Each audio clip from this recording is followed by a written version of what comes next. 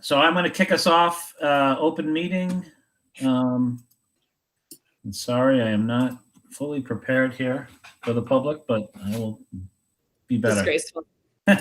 So anyways, pursuant to Governor Baker's March 12, 2020 order suspending certain provisions of the open meeting law, general law, chapter 38, section 18, and the governor's March 15, 2020 order imposing strict limitations on the number of people that may gather in one place.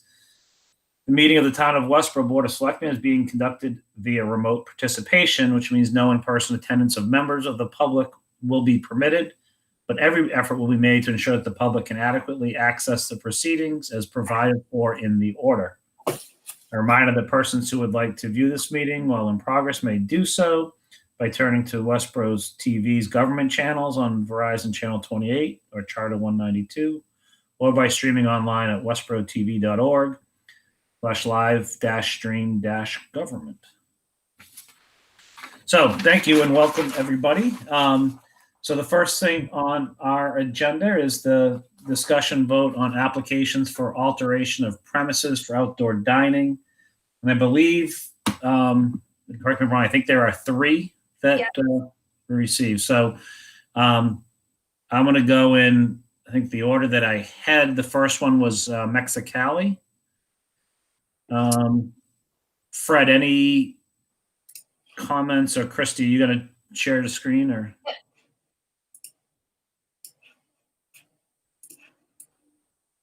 So as folks know, Mexicali's down in Julio's Plaza, just by Julio's Liquors. So Fred, if you want to just talk about the application. Sure, thank you. So they've come forward, all the departments have approved it. They're proposing to put their seating right in front of their store now. They have a fairly good sized parking area, so that shouldn't be any issues. They've proposed blocks and some cones and things like that. Pretty straightforward on their part. So part of this is, just real quickly, I'm assuming that the picture is not to scale. It looks, the tables look really close, but I'm assuming you guys will ensure the distancing and all that as appropriate. Yes, they have to adhere to all the parts of the policy of order by the governor's office. And part of that too is they usually give us a questionnaire back on that, which they did. And they addressed that they'll socially distance the tables appropriately and all that neat stuff. It looks like based on the graphic that they understand it, because it does say 6 feet in between. Right. But I think you're right, Ian. That it's just not to scale. Okay. Yeah, we have. I'm reading it, so. Yeah, I'm sorry about that. We asked for scale drawings, but as you've seen, that most of mine coming in really scaled, and we didn't want to really hold up the process based on that, or we wouldn't have gotten these things through. No, I think that you're doing the right thing. I think they're representing what they're going to do, and I think that we're working with them to expedite this process, but do it to ensure public safety. Right. I have a question. Go ahead, Lee. Looking at the schematic and stuff, and then going online and looking at their building, I can't quite visualize this. You're saying they're putting these in front of the entrance, so that would be the access road you drive down and then turn left to go into Julio's liquor store? No. Mexicali is a standalone. They're up. They're kind of in the middle of that area, if you will, right near Route 9. Can you? Yeah. I don't know if you can see the. Can you see the hand on my screen? Yes, I can. Okay, so Julio's is over here. Yep. And so then their parking lot would be off of that main road. So it's actually, because I thought Fred said in front, but this looks to me like it's behind the restaurant. Well, it's almost like at their front entrance. It's right at their front entrance, yeah. Their front entrance is right where Christy's doing a little hand thing there. Yep. Okay. So this is in the parking lot to the left and really be kind of behind the building. It's not the parking lot in front of the building. No, it's parking lot in front. So if you were in front of the building looking out towards Route 9, yep, this would be in front of the building. So Route 9 would be back here. Route 9's back here, and then over here is that other plaza of I think there's a massage studio and another. TJ, Yeah, Home Goods yeah. and all that. Yeah. Okay. Well, for some reason, I'm having difficulty orienting myself with this drawing and looking at them, the aerial view online. But that doesn't mean I'm not supportive. Yeah. I'm just having trouble visualizing where they'll actually be, because it looked like there were handicapped parking spots that they might be taking up. To be honest, I forget if there's spots exactly in that location where they're putting those, because they have as Christy had mentioned, there's a huge parking area there. Their parking is separated. They shouldn't really be taking up handicap spots. I'll have to verify that with them. Okay. Now, I believe the handicap spots are would be at the first spaces at the bottom of the picture. That's probably true. That's probably true. Generally, you park. They have a pretty large sidewalk and garden area facing the building too. So, yeah. This building is actually backwards to Route 9. It doesn't front Route 9. That's what the confusing part of it is. You actually don't see the front entrance and all that until you drive into the parking lot, which doesn't really front Route 9. It doesn't face it that way. That's why it's kind of backwards. Hopefully that explained a little bit to you. Yeah.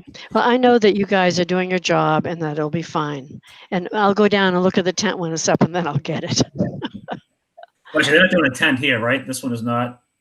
This is just outdoor dining. This is umbrellas. Yeah. Right. Right. This good. I'm sorry. No problem. I was going to ask for a motion.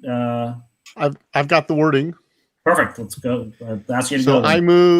I move pursuant to the governor's order, COVID-19 order number 35, dated June 2nd, 2020, to approve the change in description of the licensed premise at 34 Lyman Street as presented for the purpose of permitting outdoor alcohol service.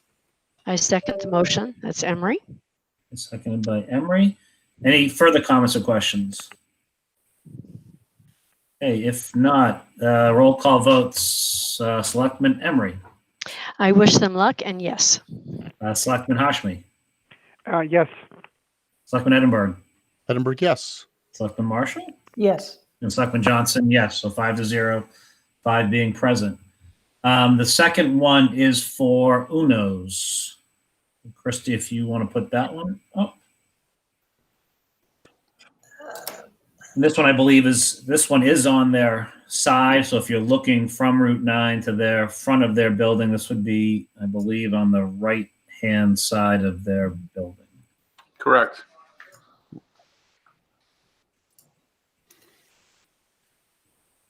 And don't they already have a little bit of outside seating, because we approved that they could serve liquor outside? And I remember asking if they were sure that no one could get into that space. Actually, that was Bertucci's, Lee. Yeah, you're right. It's Uno's. Bertucci's. Yeah. Yep. Okay, good. Yeah, Thank Uno's you. doesn't have any right now. So this would be, again, taking parking spots. It looks like handicaps on the other side of the building if I look at this aerial. Yep. So Fred, anything on you want to add versus what they send to us on this one, or? No, this one's pretty straightforward too. That parking, they don't predominantly use that. There's parking in front of the building too. Yeah. I suppose they do when they get a big crowd, but so the parking is kind of removed from where they go into the front door and all that stuff. So it's pretty straightforward. That one, I do believe they are having a tent though, if I recall. Maybe I'm lying. I think you're No, I lying. thought Red Heat had the It tent. doesn't Yeah, say. Ricky was the only one that I thought had the tent. Yeah, I think you're correct on that. Yeah. Alan, do you want to make a motion? I need to abstain as my daughter's an employee and will likely be called back to work if this passes. So under conflict of interest, I'll abstain. You know what? If I had the message, The motion language. in front of me, I don't have the language in front I'd of be happy me to either. make it. Alan, why don't you can you just read it and we'll attribute it to Selectman Marshall if you just don't mind reading the motion. Not at all. So the motion would be to move pursuant to the governor's order COVID-19 order number 35 dated June 2nd, 2020 to approve the change in description of the licensed premises at 225 Turnpike Road as presented for the purpose of permitting outdoor alcohol service. And Thank you. that's Selectman Marshall that is making that motion. A second on that? I second it, Emery. Okay, any further comments or questions on this one? And so it's noted that Selectman Edinburgh is abstaining, so roll call vote, Selectman Marshall, Marshall, yes? Selectman Emery, Emery, yes. Selectman Hashmi? Yes, Mr. Chair, you know I'm going to be leaving around 5:25, right? Yep. Okay, thank you. Selectman Johnson, yes. So that's 4-0-1 abstention with 5 being present. Okay, and the third one is now for Red Heat, which came in a separate package a little bit later. Yep. And this one looks like they already have outdoor seating, which you can see in this picture, just inside of where the blue There. drawing is. Yep. That's their existing, and then they would be adding. Good. That one's a little tough to quite understand, but this one actually does have a tent, and they're going to locate the tent as close as they physically can to their outside seating now. So they'll be able to service the tent from basically from that outside seating area. So it'd be just an extension of that. And that's what they've informed us. And again, they have plenty of parking, as you can see out front, and especially with Yes, they the do. movie theater not being, I mean, they can Yeah, park all the fans for Gillette Stadium in that parking lot. yes. There was one other comment that has nothing to do with any of these particular, but I just want to make sure the board's aware. We've actually had a couple other applications that have been approved through the various departments that weren't serving alcohol, so we didn't feel a need to send them to the Board of Selectmen. But just so you're aware that there are other tents that'll be popping up into other places that aren't related to liquor, but that'll be serving food outside. Sorry. Fred, would you, I think, appreciate you bringing that up because I think it's a good opportunity for the public to hear, for those that are watching. Sure. Do you have a list of those that after we make this motion that you could provide to us? Well, right now it's only 2 that we're aware of. Bistro, Okay, they're putting up a tent, which will actually be, that's on East Main Street. yep, Right in that small plaza. They're putting that up in front of their store now, so it'll be almost on East Main Street, if you will, but in their parking lot. Yeah. And then we're working with 38 South Street, South Street Diner, if I have the name right. I'll That's get correct. those mixed Yep. up. I believe they're projecting seating behind their restaurant, so in their own private parking again. Yeah. We're still working through them. I don't believe we've actually issued that permit yet. We're still kind of trying to get some details from them. yeah, So there's not a ton, and Panera's is also trying to work through the system. They're in Bay State. They're well separated from everything. They actually have a little bit of seating out there now, but they're expanding it. So they're going through the process. Those are the only 3 that, off the top of my head, that I know right now that either have permitted or working with us to get permits. okay. And South Street Diner does serve wine, I think. Do they? BYO, it's bring your own. Oh, it's bring your own. Okay, so that makes that. So they won't be able to have bring your own in the outside. I don't know. That's Good question. I think they could, because we don't issue them a liquor license for Right. bringing their own. Yes. Okay. Yeah, they could. Okay. All right. So that's probably important for us just to note. Okay. Right, but obviously important too for Fred is in terms of the confines that, people can't just be like hanging out by their car with something to Right. drink.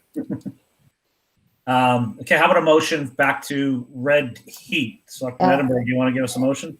Oh, sure thing. I move pursuant to the governor's order, COVID-19 order number 35, dated June 2nd, 2020, to approve the change in description of the licensed premises at 227 Turnpike Road as presented for the purpose of permitting outdoor alcohol service. Second that, Emery. Okay, Shelby, do you have a question? No, Okay. Any other questions from the board? Okay, if not, roll call vote. Selectman Marshall, yes, Marshall, yes. Selectman Hashmi, Yes. Selectman Emery, Emery, yes. Selectman Edinburgh, Edinburgh, yes. and Selectman Johnson, yes. So 5-0, 5 being present. Okay, so that's it for that agenda item. And Fred, thanks for the update on the liquor license ones as well. Folks are in the community are hearing that. Okay, next thing on our agenda was a discussion vote, a request to place flags on the Rotary for July 4th. Yep, so we had a request from the Veterans Advisory Board to place flags on the Rotary in celebration of July 4th. As the board's aware, we're not having the July 4th block party this year, so this is a way for us to celebrate. And they would put I'm just trying to pull up the dates, they would put the flags on the Rotary beginning June 27th through the 4th. Christy, do we have a layout of what they propose to do? Is it the same flag configuration they've done for veterans? Yeah, so we don't have a layout. They've never given us a layout for the veterans. I assume it's the same as what they do for veterans. So I'm supportive of it. It's beautiful when it's done, in recognition of Veterans Day. Given that the Rotary is a common gathering place these days for people that are airing their concerns and protesting, I would be concerned that inadvertently flags would be stepped on, tripped, knocked over, in disarray. So I think there needs to be maybe a kind of some thought with respect to that. I guess I'm wondering, is the Rotary the right place for the flags this time and this time of year, given where we're at, or is a better place for those flags maybe in front of the municipal building, in some configuration, on the front, kind of on the front lawn there? Of the Forbes building? Yeah. Yeah. I mean, there are benches there, people can walk by it, what have you. I'm not opposed to it being in the Rotary, but I think we have to be realistic, and I don't want people that are protesting and have the right to protest, knocking over flags and then be viewed as people are stepping on the American flag. It will be a nightmare. Yeah, it also could be a little intimidating. They might feel like, well, I can't gather here because I can't move around, and then we're obstructing the space. Right. So either like have the Rotary, you put it in and have 2 quarters with flags and 2 quarters without, or Shelby's suggestion in front of the Forbes building. Yeah, they've requested the Rotary. I'm supportive of that. I do think it's a valid point that's been brought up. Although when I've seen it, most of the time they are on the walkways, is typically where I've seen them, or right at the edge of the Rotary so they're in the middle where no one can see them. No, I mean, they're all All people are, I would say at in. this point, they fill in on the places where, when I sort of think about where the flags have been in the past, Ian, the veterans do a beautiful job of, in a very orderly way, placing the flags. I mean, I'm wondering if you think about the dividing the Rotary into quadrants, if there's a way to do 2 quadrants, so to allow for people to be in the other places and sort of find a happy medium, that would be a suggestion. I think there's room for everyone, but I don't think practically that the whole Rotary can be lined with flags. Well, why don't you just phrase your motion to allow either space, and then we can convey the concern and they can decide which makes more sense for them. So they want it to be from June 27th to July 11th. Yeah, that's a long time. So I would make a motion that they be allowed to use 2 of the 4 quadrants of the Rotary, so that it allows for demonstrators to face traffic coming eastbound and westbound into the Rotary, or that they have complete use of in front of the Forbes building. I'll second that motion. Any further comments or?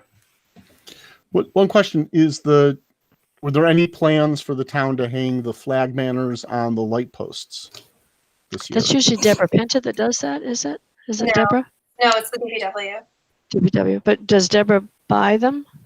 I'd heard that she donated those flags. She donated them a while ago, yeah, but I think we have them in control.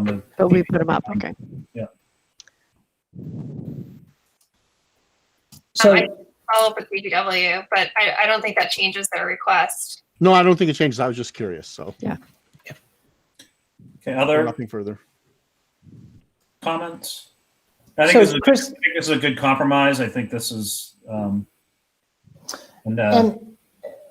in the event, yes, I agree. And in the event that they have questions, we still have another meeting which they could bring their concern back and or through Christie or share that with the board. They Yep. meaning the veterans. yeah, we actually have Thursday. We have 2 meetings, Thursday Right. and Tuesday. So, Okay.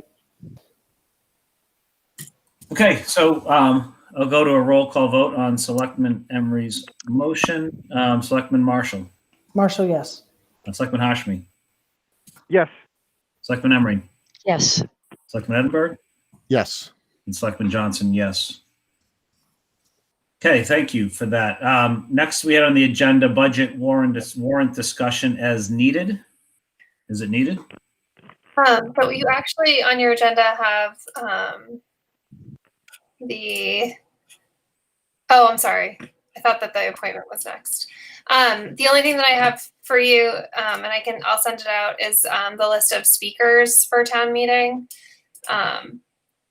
Actually, you know what? Actually, Jen is on the line to talk about the Lake Chauncey article. So Should we wait for that for the Board of Health? Because I thought we were going to discuss that with the Board of Health. I think, well, Jen can't make it to the Board of Health meeting because she has her own Okay. Recreation Commission meeting. So, and the Board of Selectmen would take that vote exclusive of the Board of Health. So, Okay, so Jen, go ahead. Oh, thanks. Hi. I'll be quick. So I just wanted to clear up any confusion around the algae article. So first I'll start with what we usually do at the beach. That has nothing to do with town meeting. It's through our department. We've done it for years and years. We do a weed treatment annually, which we're still doing this year because it's a maintenance thing that needs to be done. When the beach is open for 6 weeks, Steve in the Board of Health does a weekly bacteria testing. He only does that during the weeks that we're open. Since we're not open, we weren't planning to do that this year. Neither of those things have anything to do with algae. This algae testing that we came before you for, or we were hoping to go to town meeting for, is brand new in light of what happened last year where we had to close the beach due to the algae problem. So now what the plan is, we were going to go to town meeting, but to kind of help out with the budget and all that, we decided to take it off the warrant or pass over it. And Rec has the funds for this year to pay for it. So that is what we're planning to do. So hopefully that clears up anything. I know it's confusing. Treatments, everything's a treatment or a test or whatever, but the weed and bacteria treatment are totally separate. It just was the algae, the new testing that's brand new, that we were hoping to go to town meeting for. But now it doesn't look like we need to because Rec can just pay for it. That's So great, Jen. Sorry, Jen, so just so I understand. Yep. So you are planning to do that algae treatment as well as the weed treatment? Yes. So we're going to move forward with the algae treatment. Rec will pay for it and they'll start in July. And that'll be a program that goes July through the last test will be in October. And the Okay. weed treatment is set for next Monday. Sounds good to me.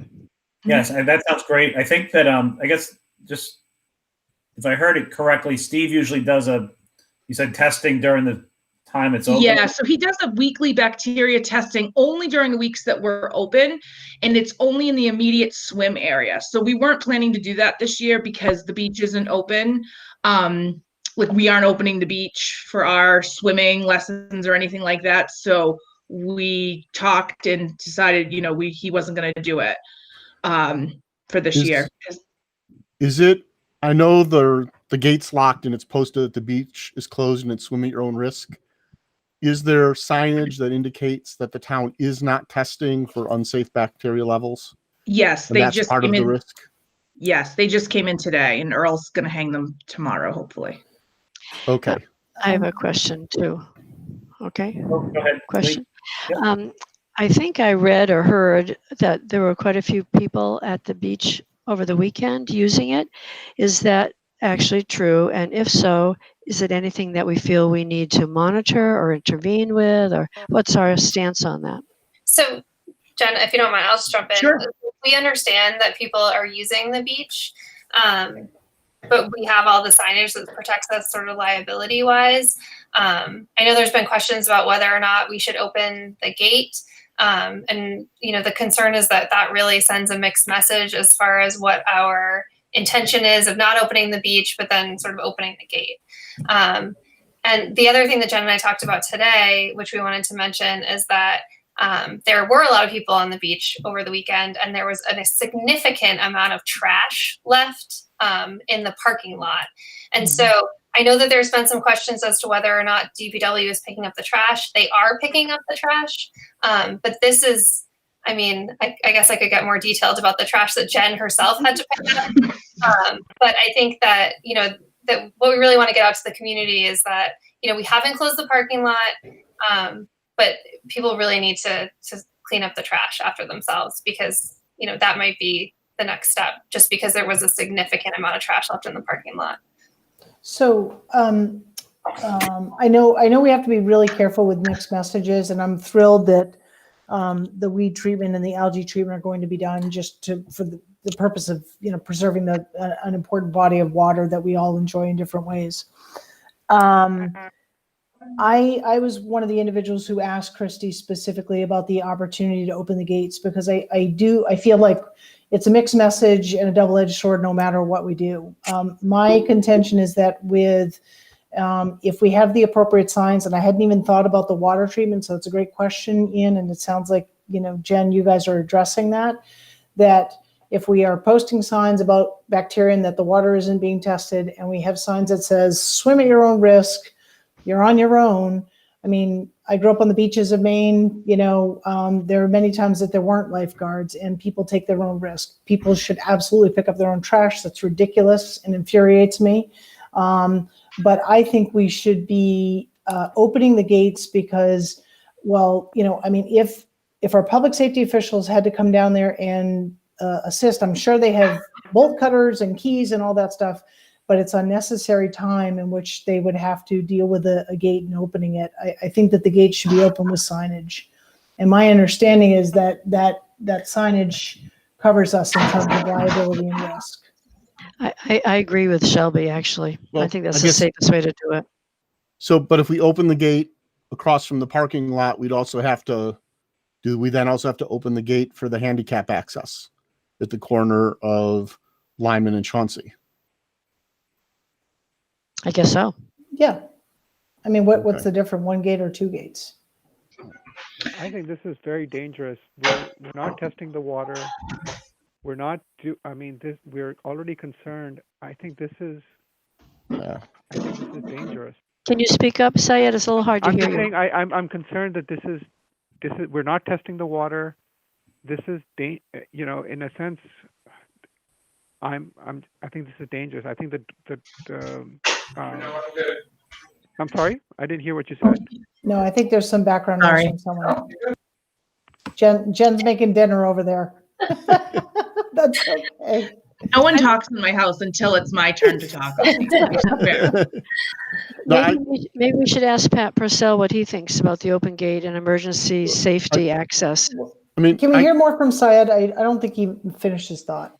No, I'm concerned that we have this is a public, quote unquote, public beach. We have no lifeguards, and I get it. People are there, but they're quote unquote going there on their own volition. But if we open the gate, we are literally opening the gates. Whether you say it is not our liability, it is our liability. We open the gate. No, it's not. I worry about this.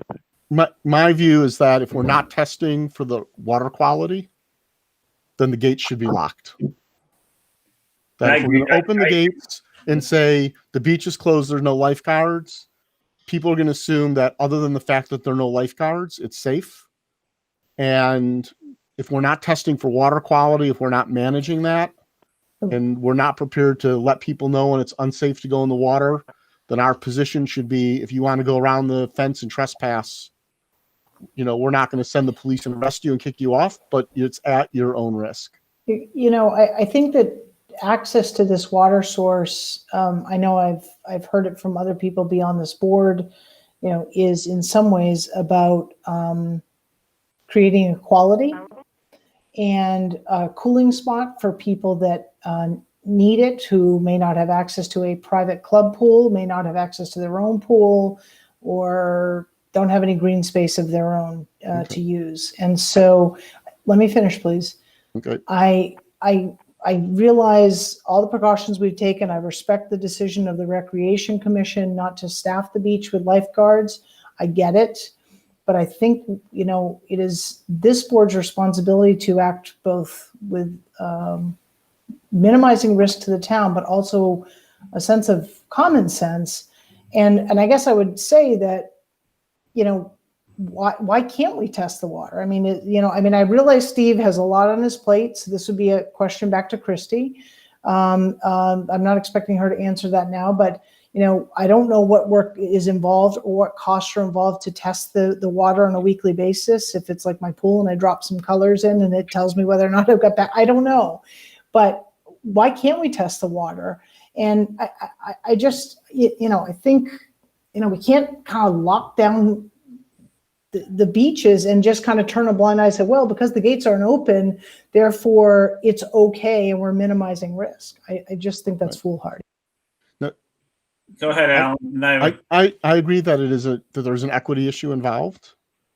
My concern is if you say we're going to leave the gates open so people have a place to come and cool off, then we're saying, even though there are no lifeguards, we're offering a place for people to go in the water, but we're not testing. So if testing's possible, if it's doable, then I'm comfortable having the gates open. I'm concerned that if we create the impression that it's okay to go in the water and we're not testing, that we may inadvertently be putting people at risk. Well, thank you for that, mate. It feels like we're changing everything. So basically, in past summers, we've had the beach open for 6 weeks, basically. And then we had the gates locked and people use the beach, whatever. What we're doing here is saying we're not opening the beach. We're not charging for your usage. We're not staffing it, et cetera. I don't know whether the buoys are in the water or not to denote the swimming area. So I think what we're doing now is if we test, I think we got to test more because the beach is bigger. Even the beach is bigger than we have typically roped off for the swimming area. I guess my take is we've done this for a long time. People use it. I mean, there are a lot of people that use that beach. I guess my personal take is I think we should keep it locked and still let people use it, but have our signs posted and keep it locked. If we decide not to, I think we should take all the fences down and then in the future, we just don't charge. It's one of the two things. I mean, I think because what we're doing, we're opening the gates now, then go back next year and saying, we're going to open the gates, but you can only come in if you pay. Well, I think that the paying is certainly to pay for the lifeguards, right? I mean, it's to offset those fees.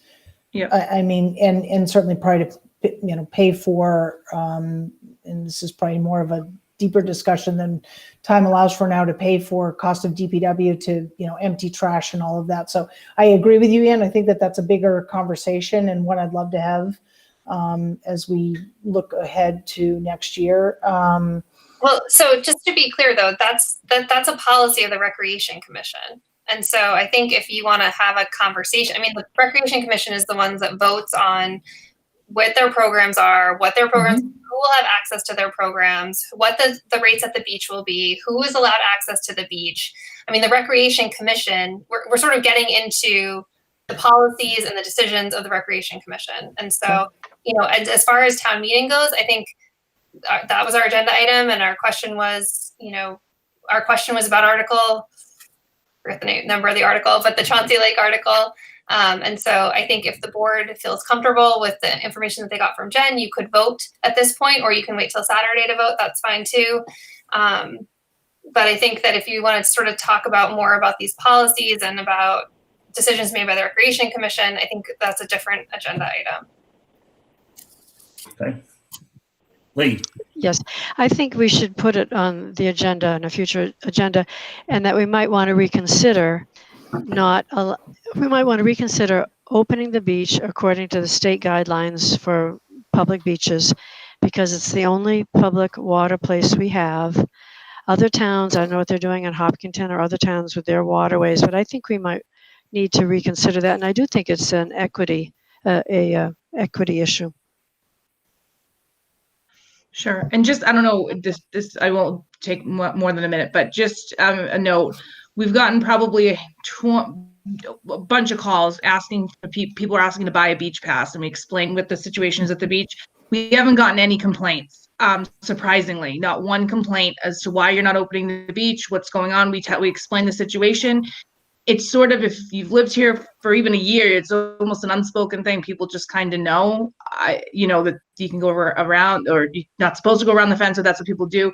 But I'm actually surprised that we haven't gotten one complaint. I don't know, it might be different if you're getting calls and stuff, but it's something I thought of note, that no complaints. People calling It's going to be a long, hot summer, and those complaints may start rolling in, or maybe there are people who are so disenfranchised they don't even know they can complain. I'm just saying I think it should go on an agenda. I agree with you, Lee. So Lee, you're asking for the Recreation Commission to come put up the Recreation Commission on the agenda, because I think that'd be helpful. Yeah. We don't make the call on this. Exactly. Yeah, but to have the dialogue with them. Okay. Sure. And as part of that, then, Christy, I think it would be helpful to understand the effort and time it takes for testing of that water. I know that. Okay. Sorry, it's very easy, and it wasn't more that there was no time. It was just that we only have tested the beach when the beach is physically open. It's only $35 a week. It takes Ray all of 10 minutes to go out there in the morning, and then they send the sample off. So it was not a matter of this is, so that just to. Okay, thanks. I understand that, Jenna, that was to whether you were going to allow for your swim lessons and open swim or close the beach if we had bacteria. Right. That's the only reason they test, is because kids are going to be swimming, or there's people are going to be, right in that area. They only test in the one area. Steve and I have talked if, the bacterial level for the beach area is the same over at Dog Beach. And he's like, no, I can't say. We only test right in that one area. So that's why he only tests when we're open. So like we close the beginning of August. He doesn't close through August, through Labor Day, or, in May or anything. Okay. So we should put that on the agenda. I think let's put it on that next agenda to talk about that. So I do think that. Ian, Yes, go ahead, Syed. sorry, I would just say, I don't have a problem with us discussing it, but I would say that I think it's important to get the Board of Health involved, because if potentially we do open the beach, let us just say, just for example, then we have to consider, are there going to be additional people that are going to be coming, and what, quote unquote, the impact of that is going to be. Granted, since now there are going to be no lifeguards to enforce social distancing, it's going to be, I think we need to bear, it's not just a matter of recreation, it's a matter of health. And it's not just the health of the water, it is the health of the people that are potentially going to be going to that beach and mixing with other people. So I just think it's worthwhile having a discussion involving not just the rec department, but the Board of Health. Right. And when I say consider opening it, I would include all the things that we normally have, the lifeguards and everything, which might mean you can't do it for a month because you have to find people if we even wanted to do it. Anyway, I just think we should have the discussion. Okay. Yeah, I think that would be a difficult one to get lifeguards in time, and then we would be our normal. By the time we got them, I think it'd be normal closing time for the beach. They'd be going back to school, hopefully. Yeah, exactly. Okay. So, anyways, do we want to take a motion, or I'd like to ask to take a motion on, or see if people are interested in taking a motion on a recommendation to, now that with the information that the rec department is going to pay for the algae treatment, do we want to make a recommendation from us as a board for town meeting about passing over that article in town meeting warrant? So moved. Second. Sorry. Emery second. So Ian, I'm sorry, I'm just, so are we going to be treating for the sign up? I'm sorry, I'm just trying to Yes. grasp this. We are going to be treating, it's not going to be a complete treatment, right, Jen? So it's going. So the algae treatment will be, it's an enhanced sulfate treatment that, it's not guaranteed, nothing's guaranteed, but it works pretty well to, slow the spread of algae. It works for about a month, and that's why you do it monthly. So we shouldn't, and then part of the program, they test to see if algae is growing and all of that. So I would just ask that if we're not, I mean, this is potentially tied. If we're not opening the beach, if we're not testing the water, I mean, this is whether Jen uses this from her. It's still money. It's still money from her reserve that's going to be used. I would still ask the board: is this a good use of that money? I mean, wouldn't that money? I mean, sorry, this is Shelby. My view is that we're preserving the integrity of a critical open space source that our town values. And I would add that given the toxic nature of the algae and the fact that people allow their pets into the water, that we don't control the boat ramp. So you can have people going in canoes and kayaks or stand-up paddle boards, we should go forward with the treatment. I would agree as well. I would agree. And so would this be 2 treatments or the 3? I think there were 3 treatments that were planned, right? Correct me if I'm wrong. So it's they call it a program. So that's another word. So it's a program, and the program will start in July, and there's a monthly treatment, July, August, and September, and they test, they'll test in July and October.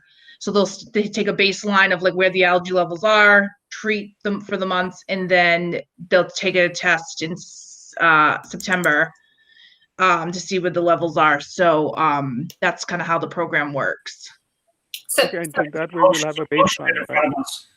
Sorry, go ahead. Outside of that, it is really just to pass over the article requesting a raise and appropriate money on the town meeting warrant.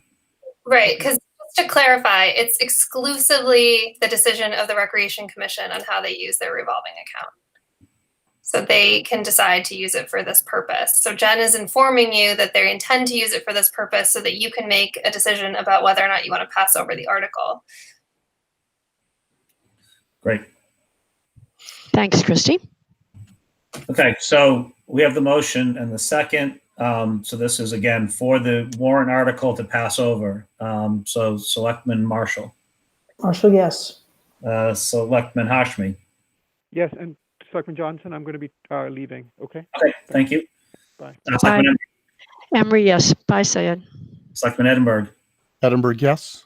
and Selectman Johnson, yes. So 5-0, 5 being present. Jen, thank you very much. Thank you. See you guys later. Thank you. Okay. Ian, Yep.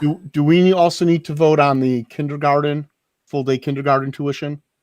I believe the last time we voted on what to pass over, we were still expecting a $200,000 motion, and the school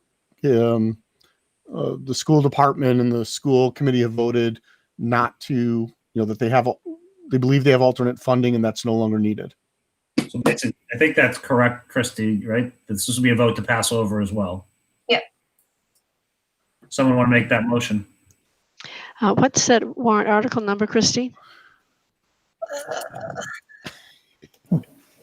I could just say I move that we pass over the article that would have required $200,000 be raised and appropriated for this kindergarten program.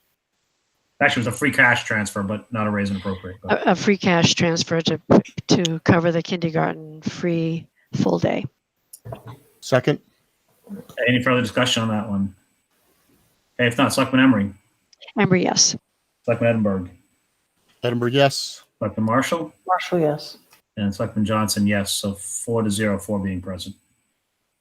Okay, the final thing on our open meeting agenda is a request to appoint Sarah Connors to the Diversity and Inclusion Committee. So this was a request of the chair of the Diversity and Inclusion Committee, Kara Presley. I don't know that we received any letter from her, but this was in working with Amber Bach, I believe, and Maeve Hitzenbuehler. And so they're looking to have a meeting later this week. So they were hoping that the board would appoint Sarah this evening so that they would ensure a quorum for their meeting.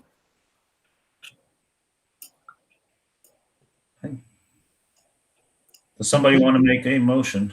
So I'll move to appoint Sarah Connors to the Diversity and Inclusion Committee. Emery, second.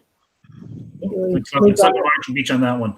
Okay, whoever. Second Marshall, second. Okay. Any questions or comments? If not, roll call vote. Selectman Marshall. Marshall, yes. Selectman Emery. Emery, yes. Selectman Edinburgh. Yes. And Selectman Johnson, yes. So 4-0, 4 being present. Now, can I have a motion to enter into executive session? I'm sorry, before we do that, there was, unless I missed it, on the 11th of June, Alan had forwarded something from the school committee. I know it's not on our agenda, but when are we going to take that up? Next week at the 23rd? Is that? Yeah. Okay. All right. It's related to schools. That's why it rung a bell. Yeah. Oh, thank you for that. Okay. Next week. All right. Sorry. Okay. So I'll make a motion to enter into executive session for the purpose to discuss the purchase, exchange, lease, or value of real estate for 30 Belknap Street, 31 to 33 Eli Whitney, to discuss strategy with respect to collective bargaining, dispatchers, and firefighters. Is there a second on that? I second that. Oh, Okay, and as the chair, I note that having this discussion in open session would be detrimental to the town's bargaining power. Again, to go into executive session, roll call vote. Selectman Marshall. Marshall, yes. Selectman Emery. Emery, yes. Selectman Edinburgh. Edinburgh, yes. And Selectman Johnson, yes. So we will go into executive session in Westborough TV. And Karen, thank you.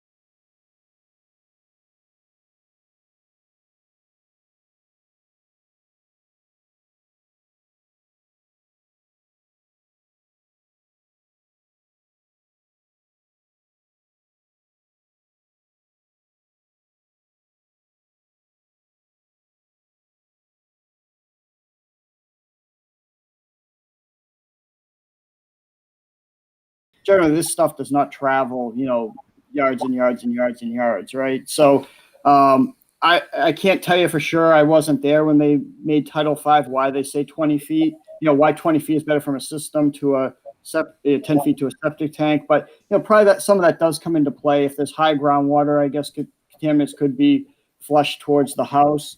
I don't believe you don't have a sump pump or anything, Jim, as far as in the basement of what's existing there now, right? There's no.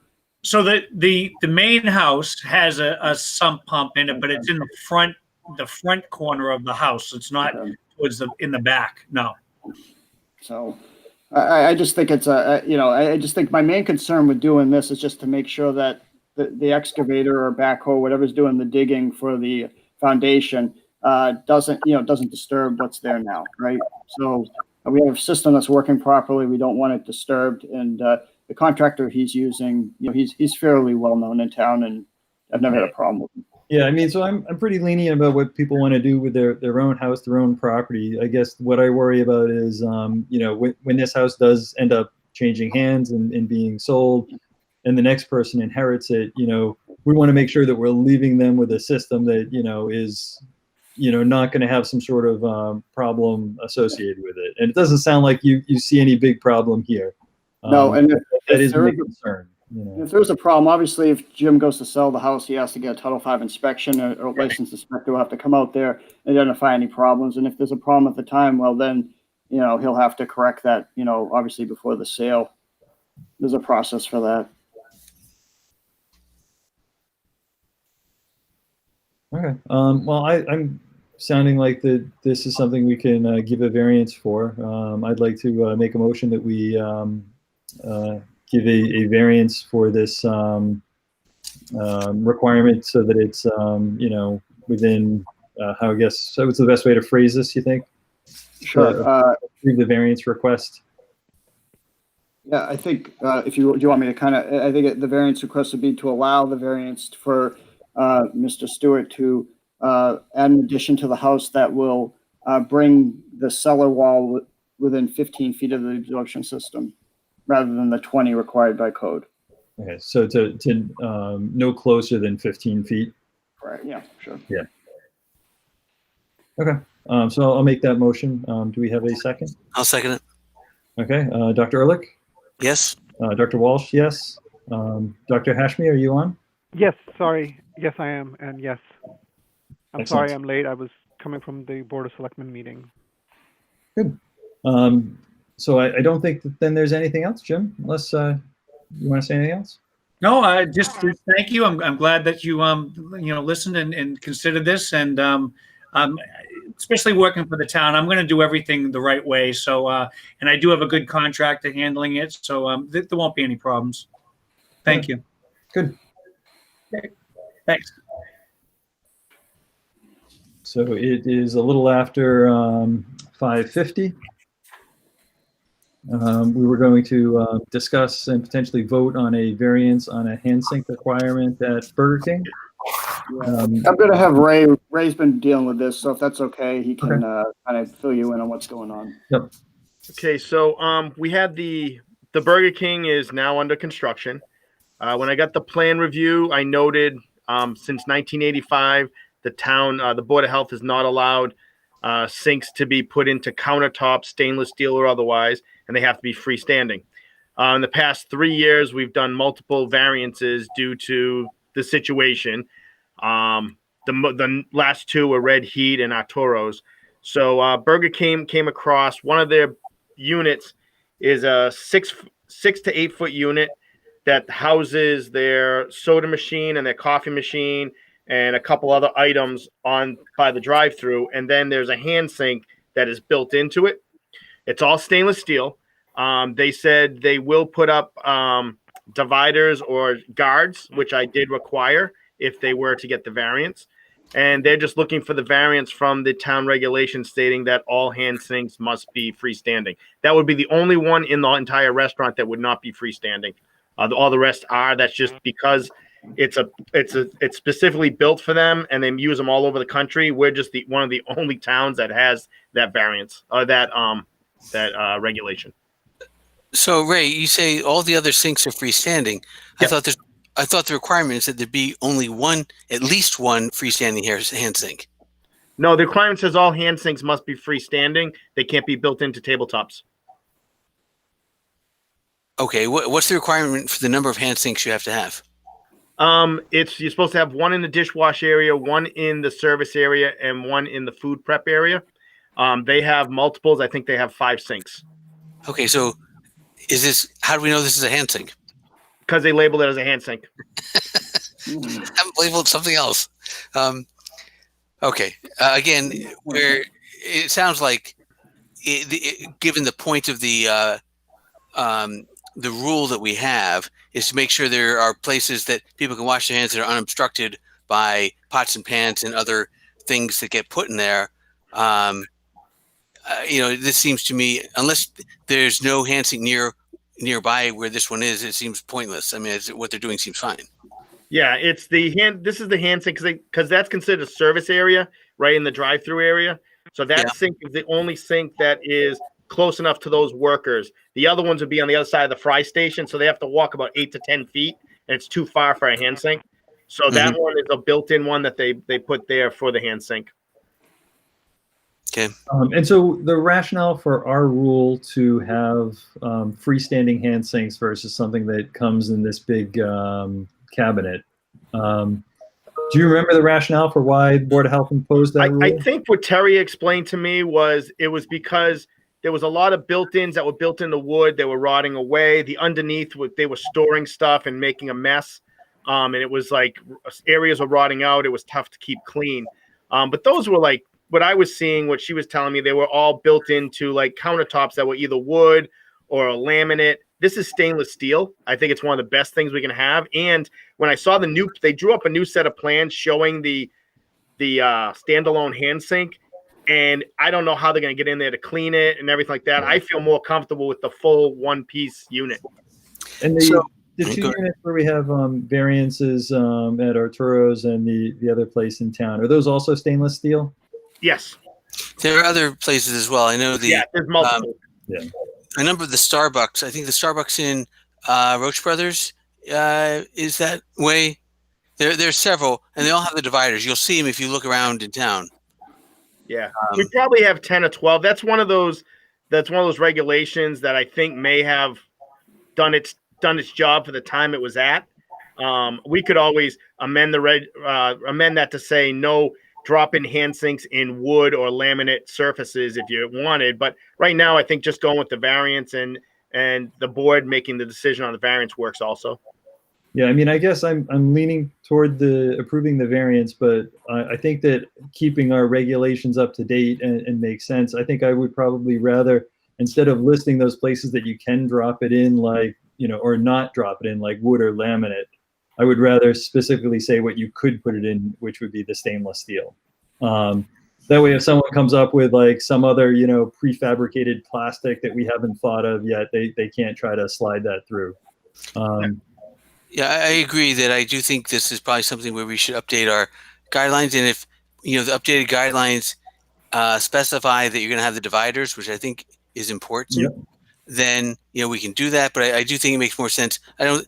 Making people come to a board meeting or even that their plans are temporarily put on hold for things that we're going to pretty much automatically approve is pointless. So perhaps, Erin and Ray, if the two of you want to investigate this and maybe propose some language for the board in the future, that might be helpful.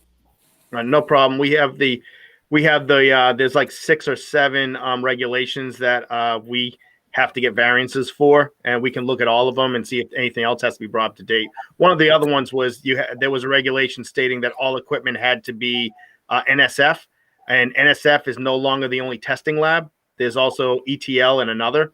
So we can't it's kind of like saying you can only eat at McDonald's when there's all these other restaurants. So I think we have to say it has to be, we can look into it, but I think Erin and I can handle that on our end and bring it to you. Great. Yep. Yeah, I guess the way I'd like to see it done is you bring it to our attention first as to which ones you might change, then we can post and have it posted that we're looking at changing those laws, and then, we can vote to change them. But if today we talked about this particular one, then if we want to post, we could then actually, change the law, the next time we meet about it. No problem. Excellent. Let's see. It is 6 o'clock. I just need a vote on the variance. Oh, yes. Sorry. Please. Thank you. Yeah. So do we have a motion? I thought you. Well, if you didn't make it, I'll make the motion. I move we approve the variance for Burger King to allow a hand sink to be part of a single stainless steel unit, provided that there are dividers to keep the hand sink clearly delineated from the rest of the unit. Hey, do we have a second for that? Ted Hashmi, I second the motion. Okay. Dr. Ehrlich? Yes. Dr. Hashmi? Yes. Dr. Walsh, yes. Good. So that variance is approved. Let's see. We got through the sanitarians report. We didn't do the health inspectors report, correct? Right. Did we elect a new chairman? Not yet. Okay. So I didn't know if you had started that without me, but I'm. Yeah, no, I'm you'll okay get to read about it in the minutes. Okay, good. Yes, I love that.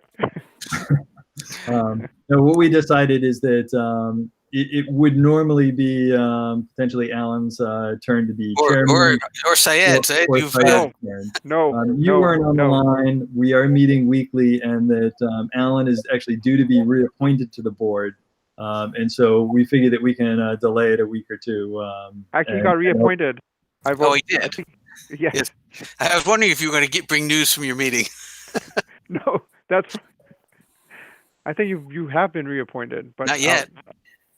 Okay. Well, okay. All right. He's certainly I have- hasn't communicated I'm with aware us of this. yet. But in the meantime, I'm going to serve as interim chairman if it turns out that we haven't made a reappointment before my term expires. Okay. Well, I would nominate Dr. Ehrlich for sure. Okay, so we're doing the health inspector's report. Dr. Walsh. Yes, the health inspector's report for May 2020. Again, there's a lot of stuff in here. Nothing jumped out at me in terms of a sanitarian type of large problem. Am I missing something in here, Aaron, or are things actually in pretty good shape with them not doing lots of business? Yeah, I think people have more time to keep the places clean. Yeah, I noted Mo's Southwest Grill got a good inspection. Yes. Yeah, that was a happy inspection. Good. I just do want you guys to be aware that Massachusetts is continuing to emphasize that if people are not following the mask and COVID social distancing guidelines, it's a process where we have to give a verbal warning first, and then a written warning, and we have to give at least one of each of those, and then we can actually move on to fines if we decided we wanted to. If we did go to the point of wanting to have someplace shut down because of they're not cooperating with the COVID-19 guidelines, we cannot just pull their food permit over that. We have to actually follow the procedure that they've laid out, which is getting a cease and desist order and getting an injunction from a judge. And that there are towns in Massachusetts that have had to take those steps and go that far. It sounds like everybody here in Westborough is pretty much complying with our, just talking to them and saying, look, you need to wear a mask. And then when you go back and reinspect, they're wearing a mask. So it doesn't sound like we're having any big problems here, but just to make you guys aware that if somebody is being difficult, there is a procedure that has to be followed. Yeah, I think for the most part, people, when we go in there once or twice, there's been a couple places where we've gotten, 3 calls. But for the most part, people are following what we're recommending. Okay. Well, document it if we have any difficult people. Write it into your report that you went in, what days you went in. I would say that giving them a written report, if you've already given them a verbal one, is a good move just to document it, because it's a slow process to take them all the way to the end. Right. Yep. Did anyone else have anything else on the health inspector's report? I don't. I'm going to make a motion that we accept the health inspector's report for May 2020 as submitted. Do we have a second on that?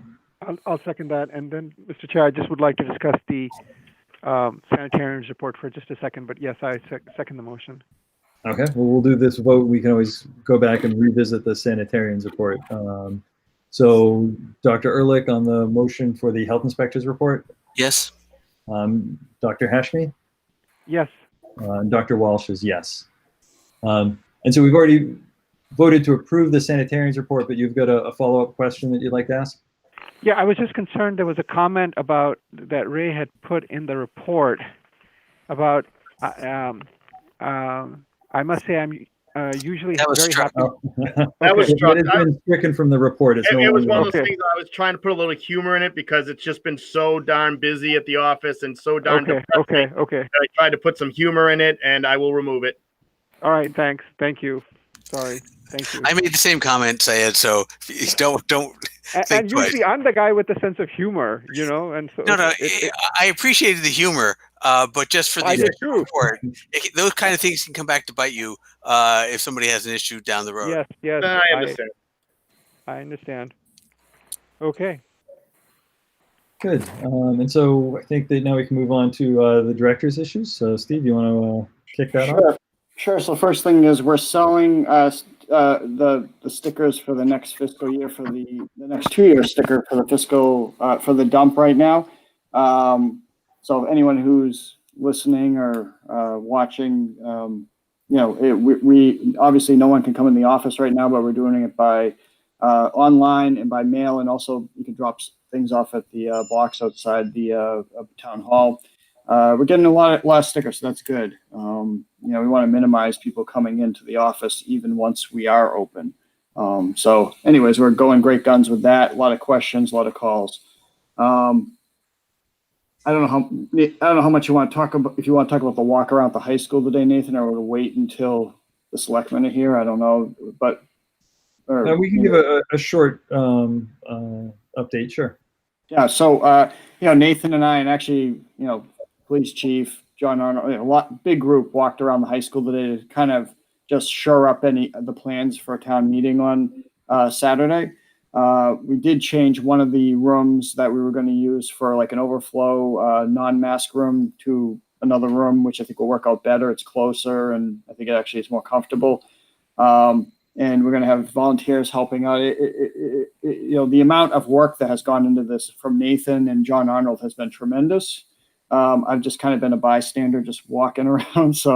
But I think this has all been thought out very well, and residents should be very happy with what we've done and understand that we're trying to protect them to the best that we can.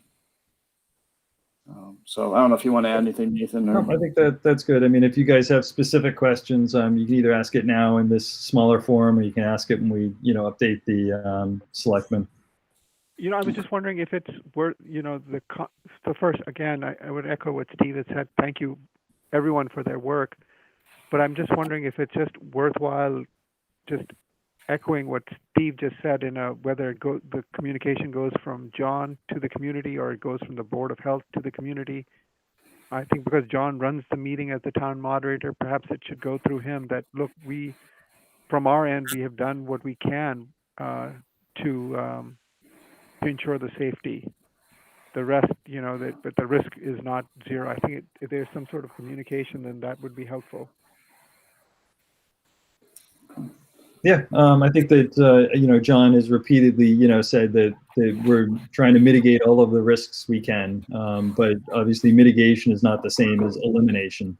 But that as far as I'm concerned, as a member of the Board of Health, I'm actually very happy with the layout and the logistics of it. So I think that I can go as far as saying that. Until you guys comment, I can't say that the whole board is behind it, but I'm pleased with the work product that we have right now. Okay, well, I'm sure we'll talk more about it. Dr. Ehrlich, did you have something you wanted to say? I think the place to really have this conversation is at the joint meeting. Okay. Because, so. Okay. And then just, as you can see by, more so Ray and Aaron's reports, we are very busy just handling all this. And you can see that their reports are 4 or 5 pages long, the work they've been doing. So, we're busy. But I just wanted to thank Ray and Aaron and Paula too. Paula's been doing dump stickers 4 hours a day sometimes. It's just been nuts. And so, it's just, just happy to have such a great staff to help. Not only that, but Paul is also helping out at town election. Yes. Thank you. And Steve, while we're at the level of, since I'm just coming from the Board of Selectmen's meeting, at that meeting there was a discussion about whether we're going to be opening the beach or not. So I think you should talk possibly with Christy about if the beach were to open, whether you have the resources to be testing it weekly. So just something to think about. She'll be talking to you about it at some point. Sure. Yeah, the last I heard was that the rec department was not going to open the beach. Yes, but now the Board of Selectmen are going to be discussing this with the rec department, and I think one of the concerns that I have is that does Steve have the manpower to actually do this on top of everything else that the Board of Health is doing? So just something to just go ahead. Yeah, I don't see that part. I just point at Ray and he does it. So Okay. That shouldn't be an issue. No, but the testing part is fairly straightforward. I don't see it taking up a whole ton of time. We can obviously do that. Yeah. Okay. I think the only issue would be if it comes to we end up having a algae bloom or something like that, and then that takes more manpower because Steve and I during the algae bloom season spend 8 to 10 hours a week up at the lake, and if that continues and the COVID continues, then it's going to get into our really hurt the manpower. But right now, just the testing, I go in at 7:30, 8 o'clock in the morning. I do the test. I'm back in the office by 8:30. So it's not that hard, not that difficult. It's just whatever Steve needs me to do. Like he says, he points the fingers and I do it. Well, before this, it may be helpful go ahead. let the board, let Christy know whatever, Steve, and just maybe CC the board when you reach out to her or something. Okay. Yep. Before the COVID-19 outbreak, we had actually gotten to the point where we were going in and inspecting restaurants, I think just about twice a year. And that was kind of a goal that the board had kind of given you guys to, try to achieve. And I think we did that. I would say that now that we're, in the midst of dealing with all the COVID-19, if it turns out that has to slide, there's other things I think that, are higher priority than making sure you get in there, twice a year. So just bear that in mind that, as far as I'm concerned, at least, is that there are other more pressing issues with COVID-19 that need to be followed up on. And if, the restaurant inspections have to, some of them have to get, put to once a year, I'm okay with that, especially the restaurants that are, fairly lower maintenance. So Nathan, just to talk about that, we had already gone through a list that you had approved for once a year. Yep. So, and Aaron's been handling all the restaurants. I've been doing a lot more of the COVID complaints and some of the day complaints and some doing some of the plan reviews. Erin's been keeping everybody up to date on the restaurant. She's been doing a great job keeping us. So we're not. I don't believe we're falling behind. I think she's been doing a great job keeping us right where we need to be. Okay. And then Ray, with you're also doing all the pool inspections and camp inspections and stuff like that? Yes, started doing them last week. I should have, if the last one calls me this week, I should have all the pools done before the weekend, I hope. There's one that they do 5 pools. It's a pool company, and usually we spend the whole day doing it. I may have to come in on Friday. I usually work from home on Fridays. I may come in on Friday and just do them all until they're all done, and then we'll be all set. Okay. And camps will start next Tuesday as my first camp inspection. Okay.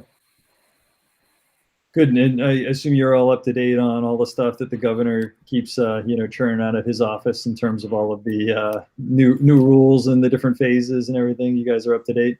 Yeah. Good. And then besides that, really nothing, no other issues to discuss. We're just, handling the main stuff right now and working our way through. Steve, Yep.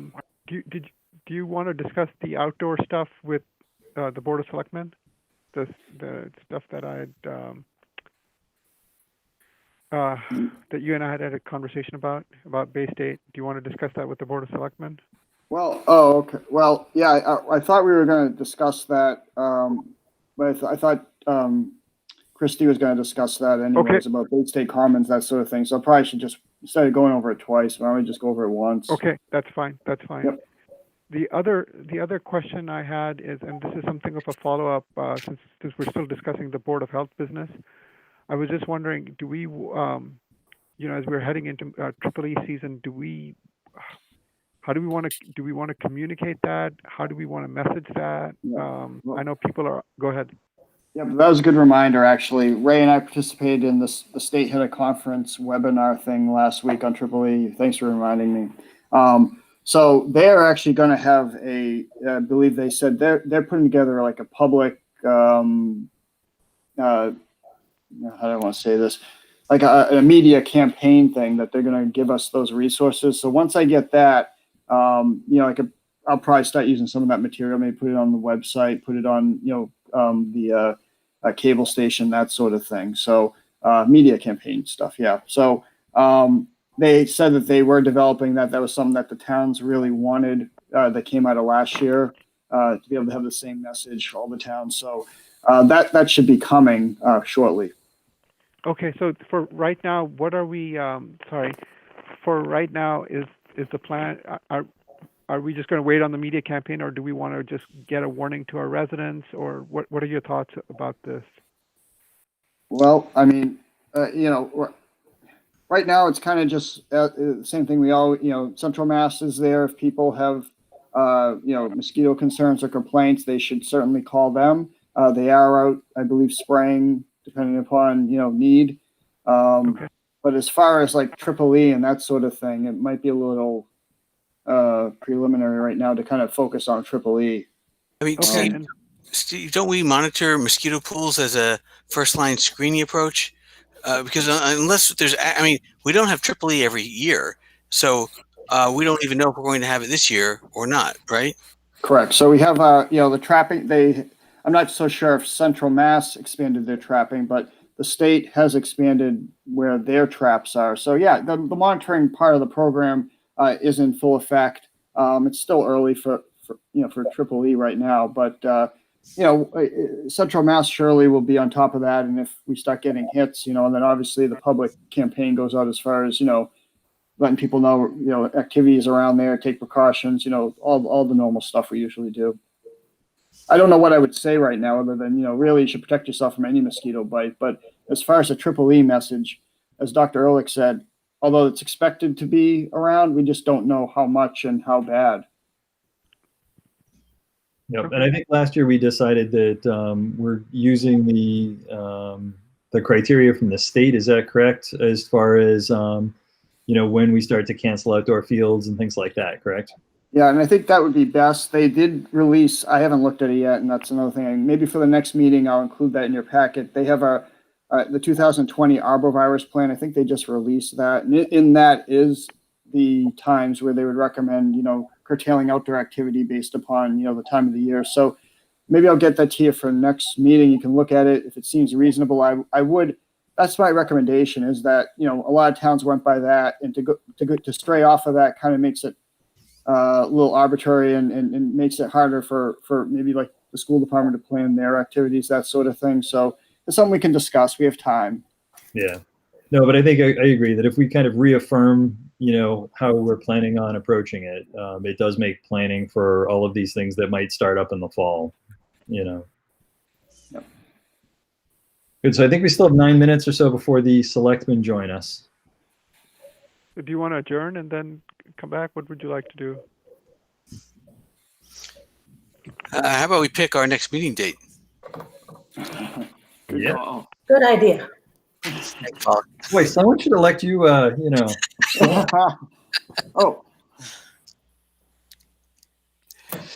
Let's see. Oh, Paula, are you going to be posting us for this I Saturday? already did. Ah, I should have known better. Thank you. You're welcome. So we're looking at So- the 21st for our normal meeting. I'm sorry, July what? July 21st, is that when we the third Tuesday? I don't have a problem with that.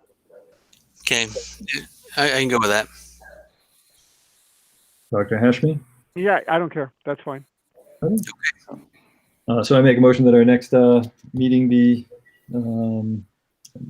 July 21st. Second. Dr. Ehrlich, Yes. Dr. Hashmi, Yes. Dr. Walsh, yes. Good. Okay, so that killed a minute.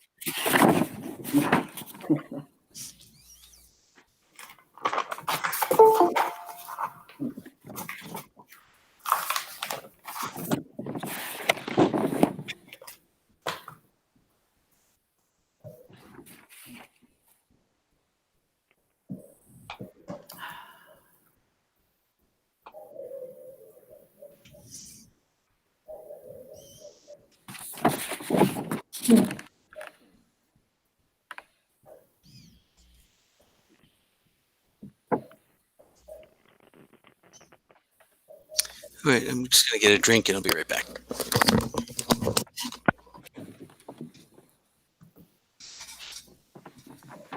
I'm also going to go on pause and I'll be back in a couple minutes as well.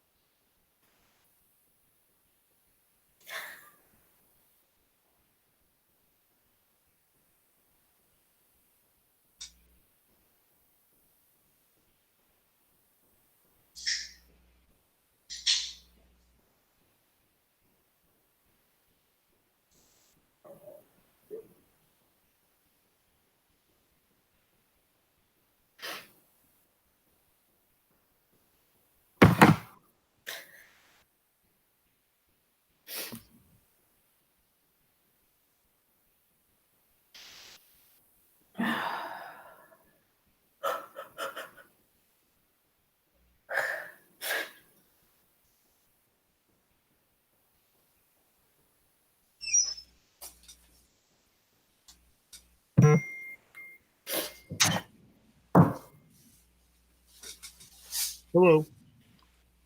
The Board of Selectmen have adjourned their executive session, so the remainder of that crew will be meandering over to this meeting momentarily.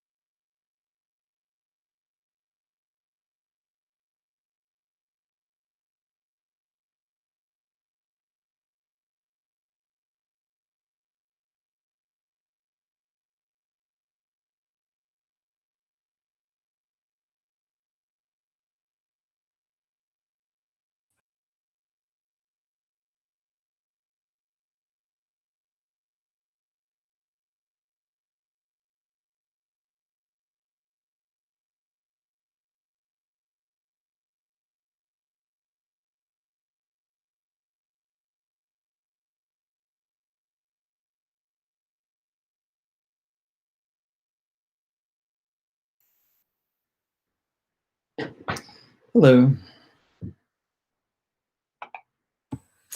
Hello.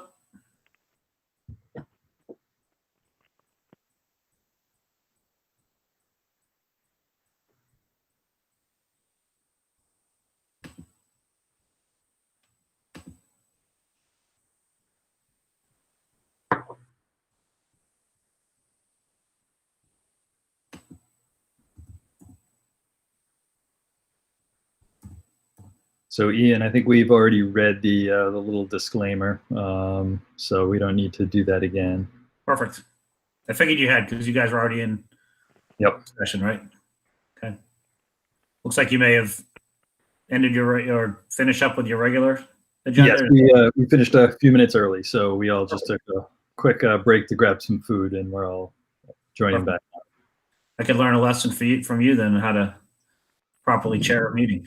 Well, we just had to re-elect a new chairperson, and they decided they were going to wait a few more weeks and keep me as the interim chair while we figure out if we're going to switch in the middle of COVID-19. Do you have any idea how long we might be on this meeting? Because I may have to leave, but we have a quorum, I think, even if I did leave. Yeah, we would have a quorum. Okay, so if I sign out, it's because I've got something I can't ignore in the background. Yep. Is there anything pressing that you'd like us to tackle first?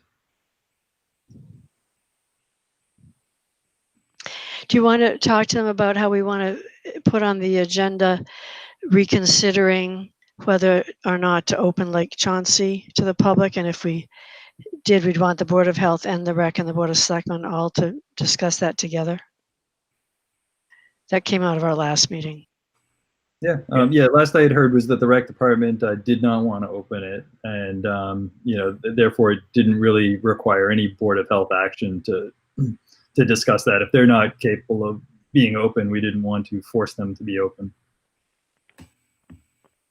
Yes, I think what came out of our prior meeting was a kind of request to probably for our meeting, our regularly scheduled Board of Selectmen meeting on next Tuesday to have a discussion with the Recreation Commission just about, and it wasn't about opening the beach. And well, I think there's a couple of discussions actually with some of the questions about whether we open the gates to the beach. So basically allow people from a standpoint of kind of the gates being open to allow people in was part of the discussion. The other discussion was, do we reverse and try to hire lifeguards and actually open the beach up? The question is, do we have time to do that? But that was one of the pieces there. So it was really a discussion. And then I think actually your board member and our board member, Syed Hashmi, had suggested that if we have the meeting with the recreation, that the Board of Health also participate in that meeting, depending on where the discussion went. Okay, so you would like to have that next week, or you're saying that the rec department has been invited to this meeting? No, next week. Okay. Next Tuesday. Yep. Just more of a heads up. Thank you. Yes. So Ian and Nathan, are we discussing what we're going to be discussing right now? Are we allowed to discuss that? Yes, it is now after 6:30. We've formally started the joint meeting between the Board of Health and the Board of Selectmen, I believe. Okay, so one of the things I just wanted to touch base, and I don't know if Christy wants to start the discussion, is about gatherings at Bay State or not. Christy, do you want to lead that discussion? Is she there? I don't see her on the list. She is not on Maybe we quite can yet. Okay, so maybe you can just, Nathan, if you could just put that, I think Steve and Christy may want to discuss that. The second is that the other thing I just, since we're talking right now, just wanted to, hold on, and since Lee may have to leave, hold on a second, just one of the concerns that I had was, hold on. Hey, Syed, we need you. Syed, this is Sorry. Shelby. Westboro TV is asking you to just speak up a little bit more, please. Oh, sorry. Thank you. Thank you. Sorry. No worries. Thank you, Shelby. So one of the, and I'm glad you're on and Lee is on. I just wanted to share some feedback that I'd gotten about the food pantry. So everyone is, they're doing a great job. And I know they're asking for gift cards and stuff. My one question was, or the suggestion I had was, is there an online donation option for money for them? And if not, something that you could just share with them? Yes, there is. There is. Perfect. Then I will get back to them about that. Thank you. Thanks. That's it. And there's also an upcoming food drive. The Appalachian Service Project will be conducting monthly, it's my understanding, monthly food drives from now for the next several months to continue to support the pantry. Okay, but there is an online donation option for the food pantry. That right? Yes. Okay. Thank you, Shelby. Okay, and Christy just joined. Yeah, so we were thinking of starting to talk about the Bay State Commons and what might be planned there. And Syed seemed to think that Christy would be the best person to kick that conversation off. You're on mute, I think. We can't hear you. Maybe not the best person to kick it off. So the Bay State Common is something that people use a lot for different festivals and different things. And so we've received multiple requests to use the Bay State Common. I did send out to both boards the new order that was issued on June 6th related to the size of gatherings. So I don't know if everyone had a chance to look at that, but basically, and I'm just going to pull it up. What that says is that you can't have gatherings of more than 10 when you're indoors, which I think we've talked about before. But if you're in an outdoor facility, you can have gatherings of more than 10 as long as you can socially distance and as long as it's not at a venue that is slated for phase 3 or 4 of the opening. Specifically, they don't allow for every type of event, but specifically they do allow for gatherings of political expression. And so we had the vigil there a week or so ago, and we've had a request for another type of event like that for next week. So we would allow for that under the governor's order. But I know that Syed was aware of someone who wants to use that space for a different type of gathering. And I know that we've also received a request from from I think a high school student who was interested in using that space for a gathering. So, our intention to talk about it today is to just be clear about what's allowed and what's not allowed, because I think we received a lot of questions when we had that event, the vigil that we held, just because other people had asked and we had said no. And so I think, we just our intention would be to follow the governor's order, which specifically allows for the political expression and certain types of events, which I don't know if it's helpful if I share my screen, we can look at it together. Yeah, go ahead and share. Okay. So Christy, is your question going to be, should we allow it for events that aren't covered by the governor's order, but wouldn't be prohibited by it? Sorry. For like something, a high school student asking for something, if it wasn't political. I don't necessarily have a question. I just want to be clear with the Board of Health and the Board of Selectmen so that we're all on the same page about what's allowed and what's not per the governor's order, so that when people are asking, they're sort of aware of what we're pointing to as for our guidance. So that's what I have up here as the governor's order that allows, let's see, that says for indoor and other enclosed gathering spaces, that it's 10 people.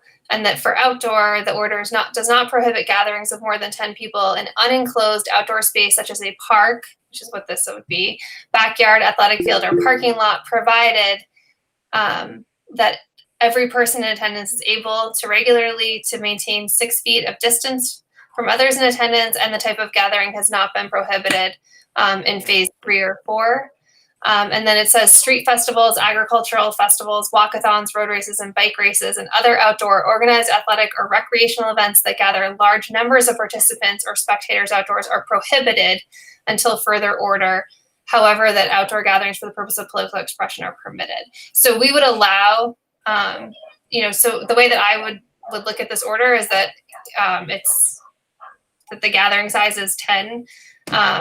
Unless it's a gathering of political expression or specifically allowed under this order. So I don't know. I guess you're right, Lee. I guess that is a question. I'm not sure how that works with the high school event or the class that Syed brought up. Yeah, so the Mass Department of Public Health went into a little more detail, although maybe not the detail we're looking for. There was a question that came up about a town that wanted to use a public park or space for a 4th of July event to kind of watch fireworks. And they were very clear. They said that that is actually a prohibited activity in phase 2. They did reiterate that gatherings for political expression were allowed. And I think that they drew a pretty sharp line between, is it entertainment or is it, political expression? So that was what I walked away from their message today. So Nathan, I'm sorry, can you clarify, was that if, so that like, for instance, like an exercise class would not be allowed? Am I getting that correct, Nathan? So an exercise class that is outdoors, I think, falls under 2 different categories depending on whether it's youth or whether it is adults. And I believe that youth is actually a phase 2 activity that can go on. And I think there are certain limits in terms of the group size, the total group size, I think has to be under 12 and under. And I think that, that includes the trainers or the coaches. But I believe that outdoor activities with adults that are large, like a sports class or something like that, I believe those are still not allowed. Correct me if I'm wrong, but that was my impression. Alan, I think you're talking, but we can't hear you. It's not clear to me that what you're saying is precisely right, because I think there is confusion around this and around the instruction. So you have an outdoor space, you have let's say 20 people. If they're socially distanced, I don't think it really matters what they're doing. Now, they specifically mentioned things like bike races and road races, where typically, especially near like the finish line, people gather up in line and cheer, and social distancing is particularly problematic in a situation like that. So I think those things that are named and excluded are excluded. But if the activity isn't specifically prohibited, then I think it's up to our judgment as to what's reasonable. And so, you started this off, Christy, by mentioning a couple of instances where we had been approached, we as the town, and it's really hard for me to give you any feedback because I think it's case by case. But I do think there needs to be some sense that there's logic and consistency to what's being said, and the notion that political expression is okay, but something that might be similar isn't, I think, is a really fine line we have to be careful about. So Yeah, no, I agree that I think that we're walking this line, and as things fall in a very easy to tell one side or the other, doesn't take much judgment. Those things that are right on the line are the ones that, do require a little bit more attention. And so they did say that spreading out blankets in the park to watch the fireworks is something that is prohibited at this time. But I would imagine that a concert that might otherwise be prohibited, if all of a sudden that concert was rebranded as a, political, expression, all of a sudden that might be allowed. And so there's certain things that are going to go on that we have to, play a little bit by ear to try to analyze exactly how they're going on. I can certainly imagine some people considering a 4th of July celebration to be a political expression.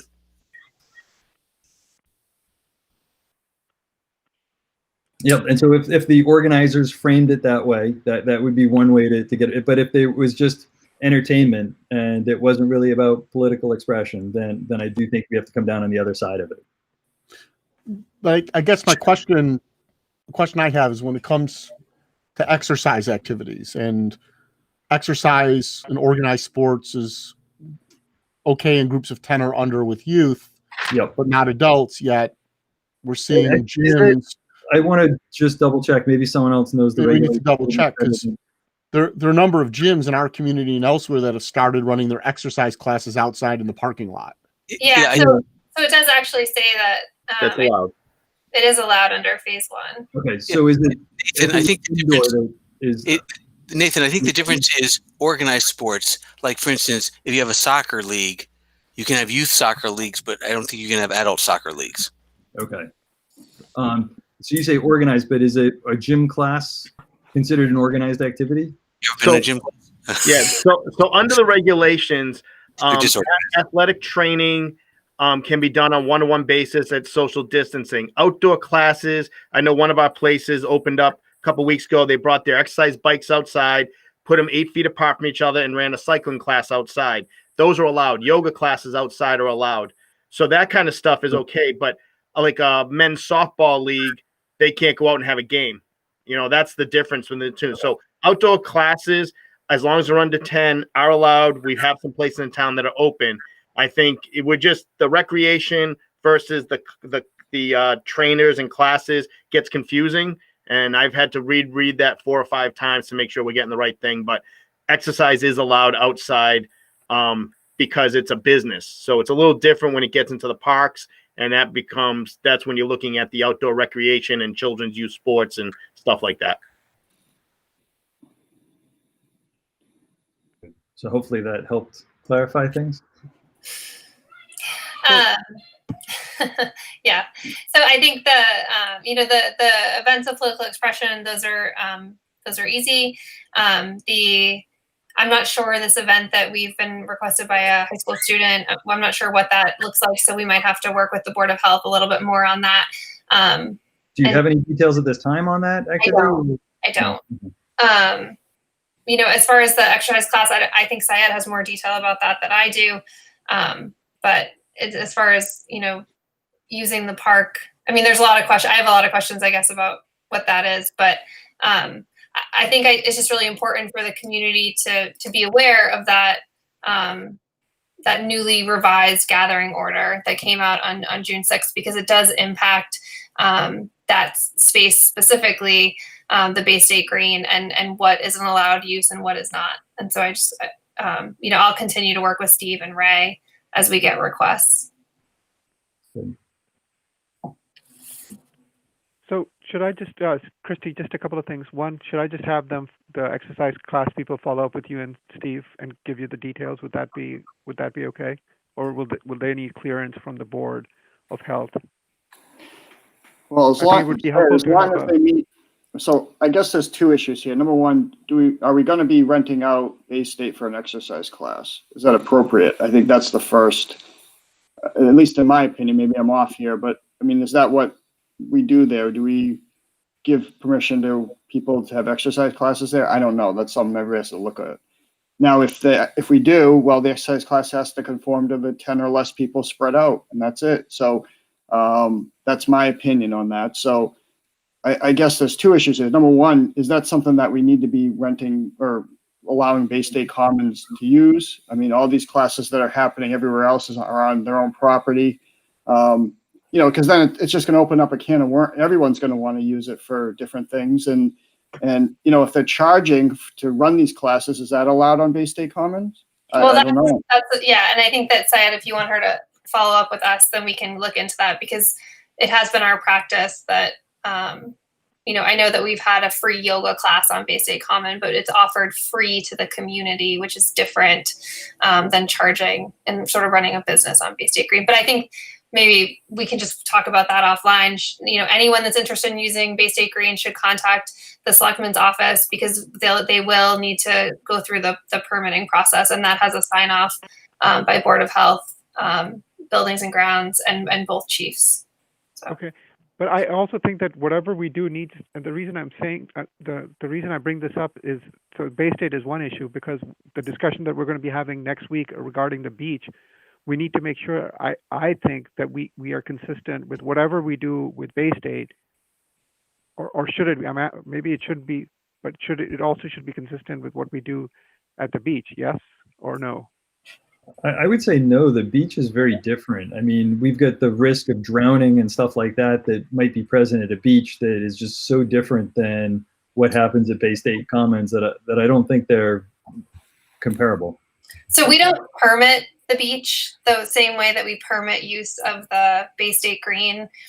We did have one wedding last year, which was new for us, and that was permitted through the recreation department.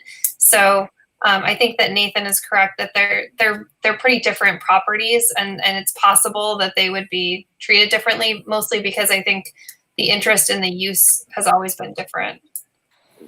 Question about these activities that might go on at Bay State Commons. When we have something at Bay State Commons and someone is using it, does that actively preclude other people that aren't part of the group from using or walking across the commons? Is it something like where they put up a fence and then they say that, you have to have a ticket to enter? No. So if someone was having a class and I happened to be walking by and I wanted to watch the class or do my own thing 20 feet away from them, I mean, it's not like they have exclusive use of Bay State Commons. They're just allowed to use it for that organized activity, correct? Right. So there's a playground there that, is never sort of off limits during these events, and Okay. open to the public. Good. I have everyone here. There was one thing I wanted to mention to the folks on the Board of Selectmen, if the police department is listening and other groups in town. There are towns in the Commonwealth of Massachusetts that have had issues where the Board of Health and the Board of Selectmen or the police department are not on the same page. And I just wanted to thank the Board of Selectmen and the police department especially, but also all of the other town agencies that we were able to work together so well. In particular, one of the towns that I'm thinking of, the Board of Selectmen had decided to have a activity that the Board of Health felt was unsafe. And the Board of Selectmen were able to have the police department support the Board of Selectmen. And it really is putting the Board of Health in a very awkward situation where they are explicitly saying something is unsafe and not to do it.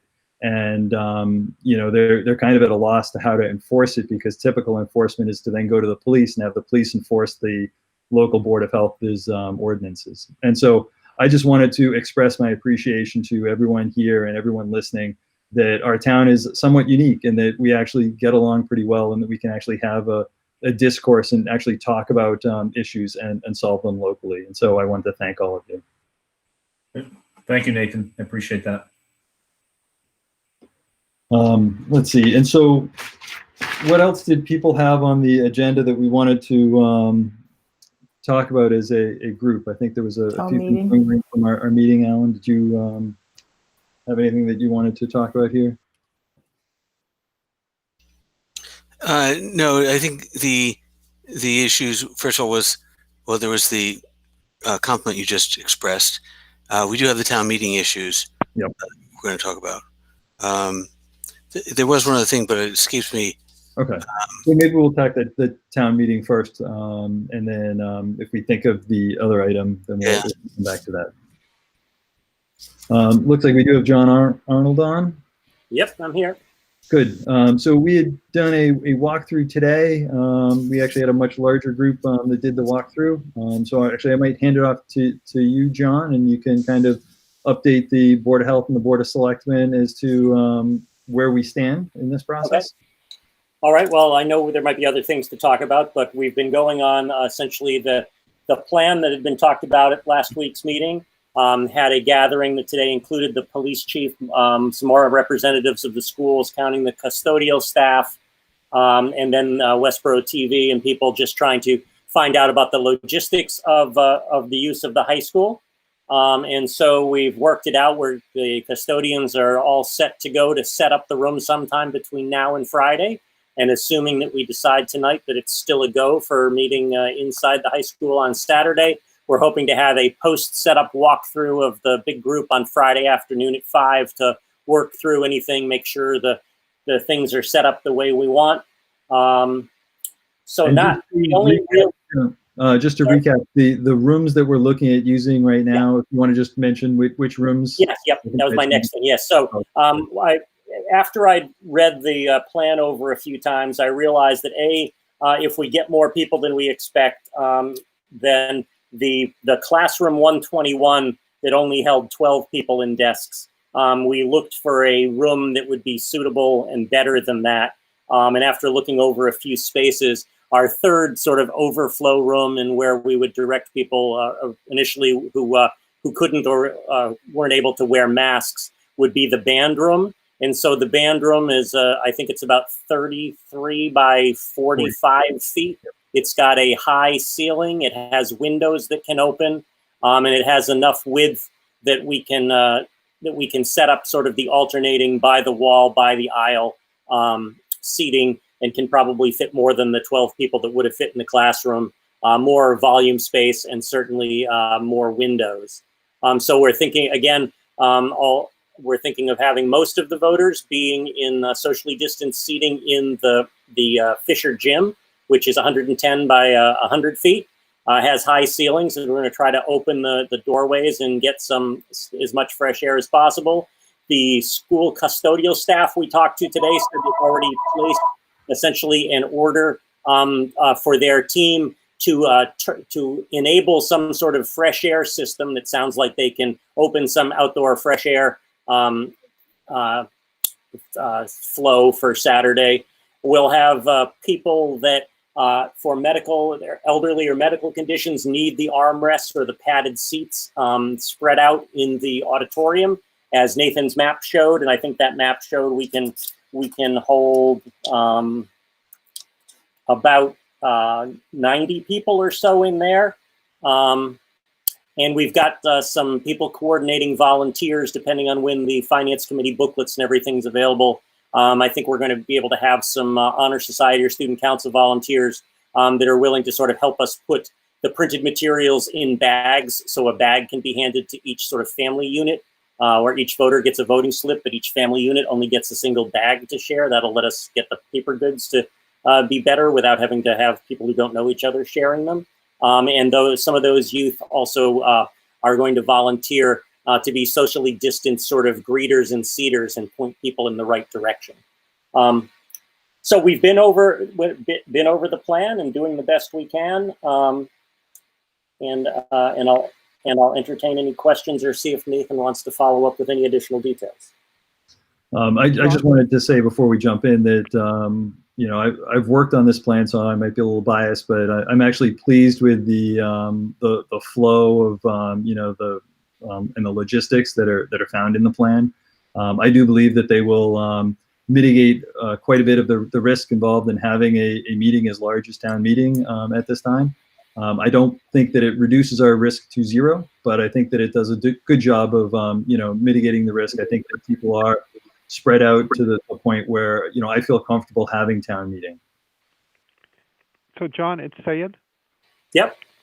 So one of the things I would just recommend, and I was talking to I may have mentioned this earlier, that it would be helpful to whether to just give a communication to the residents that, look, these are the precautions that we have put. While the risk is not zero, we're doing our best to mitigate that risk. I think it would be helpful to have that. I'm not in charge of sort of like I know that email could go out to the town email list. I don't know if we want to do a special code red. Certainly the plans are pretty up to date and could be sent out to people. But I actually think in terms of making a statement about saying we're doing all we can to mitigate the risk, it would probably, since in a typical town meeting, the selectmen choose, the date, place, and time, and then I've sort of been trying to keep up with that through my postponement. I actually think if there wants to be a statement with a pointer to these plans, that it would probably be best if it was a joint statement from the Selectmen, Board of Health, town clerk, and I, all saying that we're doing the best we can and we think we're doing okay. I think that I agree with that. I would support that, and I would, open it up to the Board of Selectmen and the Board of Health. I think we do need a statement from all of us. So wearing all of my two hats, that's something I would suggest to both of the boards that I belong to. Yeah, and I mean, I think just doing outreach in general, because it is very odd that we're on the cusp of summer solstice and we're having town meetings. So obviously, if we could get the sign outside, and if we could send out an email just reminding people and telling them the precautions. The other things we could highlight is to tell people, we know it might be warm inside, but go ahead, bring water. The women's club's not going to be there selling it, and just telling people, just come prepared. We're all doing the best we can, and we'll adjust as necessary. Nathan, you're on mute. I was going to say that I think Wendy wanted to speak, and she was on mute. So the two of us are on the problem. No, that's okay. I just wanted to say, at the town election, people, when they came in, we handed them instructions, what they were to do. So whatever you put on the website, you might want to just hand it out to people so they know what is expected of them when they go in. We didn't have any problems. So. Okay, so we could take that one-page summary I added to the plan, and we could just, put that on one piece of paper. And I can review that to make sure it has all the key points. Nathan, just one thing, a little bit off, it's on topic of town meeting, but a little bit off topic, but it was brought up about the being in the Fisher Gymnasium as the main point, that it's not air conditioned. Have gotten a lot of questions from kind of boards as well as department heads. And I think it's prudent on our parts that we make this kind of different than other ones, in the sense, because we're later in the year, and that this should be considered kind of a casual, business casual, that so that folks that would wear a suit and tie are not required to wear a suit and tie. I think it's to make things comfortable for folks it's supposed to be warm on Saturday. I think that's just something that, from a board situation, that we would feel comfortable letting department heads as well as committees that will be there, that they should be comfortable in what they're wearing for town meeting. I definitely want to second that kind of sentiment from multiple points of view. I think that expressing to the people that report through the Board of Health, none of you should feel obligated to wear a suit and tie, and that you should dress in something that is consistent with the temperature that you expect in that room. To be explicit, I think if it's a warm day, wearing shorts is totally appropriate. People are going to have to be comfortable for a 5 or 6 hour meeting or longer. And I would go even further than that and say that, as putting on my Board of Health hat, that we do worry that people will get overheated, and so you should not be wearing a jacket and tie to a room that you expect to be hot. That just does not make sense. Perfect. If you like wearing a jacket and tie and you want to, I'm not specifically telling you not to, but I'm typically not a jacket and tie person. I think I could probably count the number of times I've worn a jacket and tie to town meeting on a single hand. So yeah.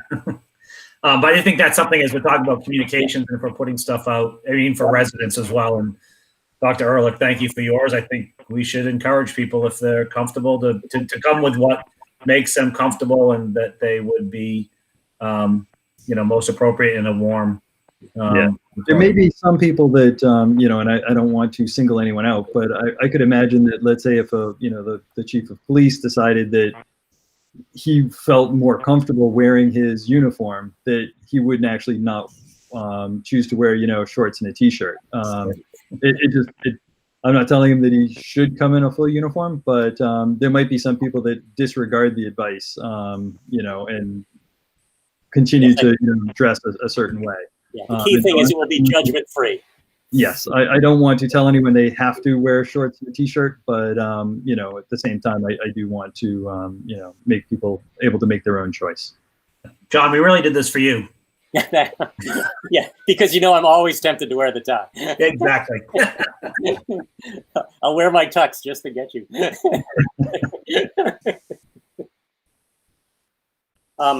So that's all I had. I do know, I don't know if Christy wants to chime in and just assess of what she's heard, because I'm sure her office is the lightning rod for things. So that's what I have to say, and I'll gladly answer any other questions. But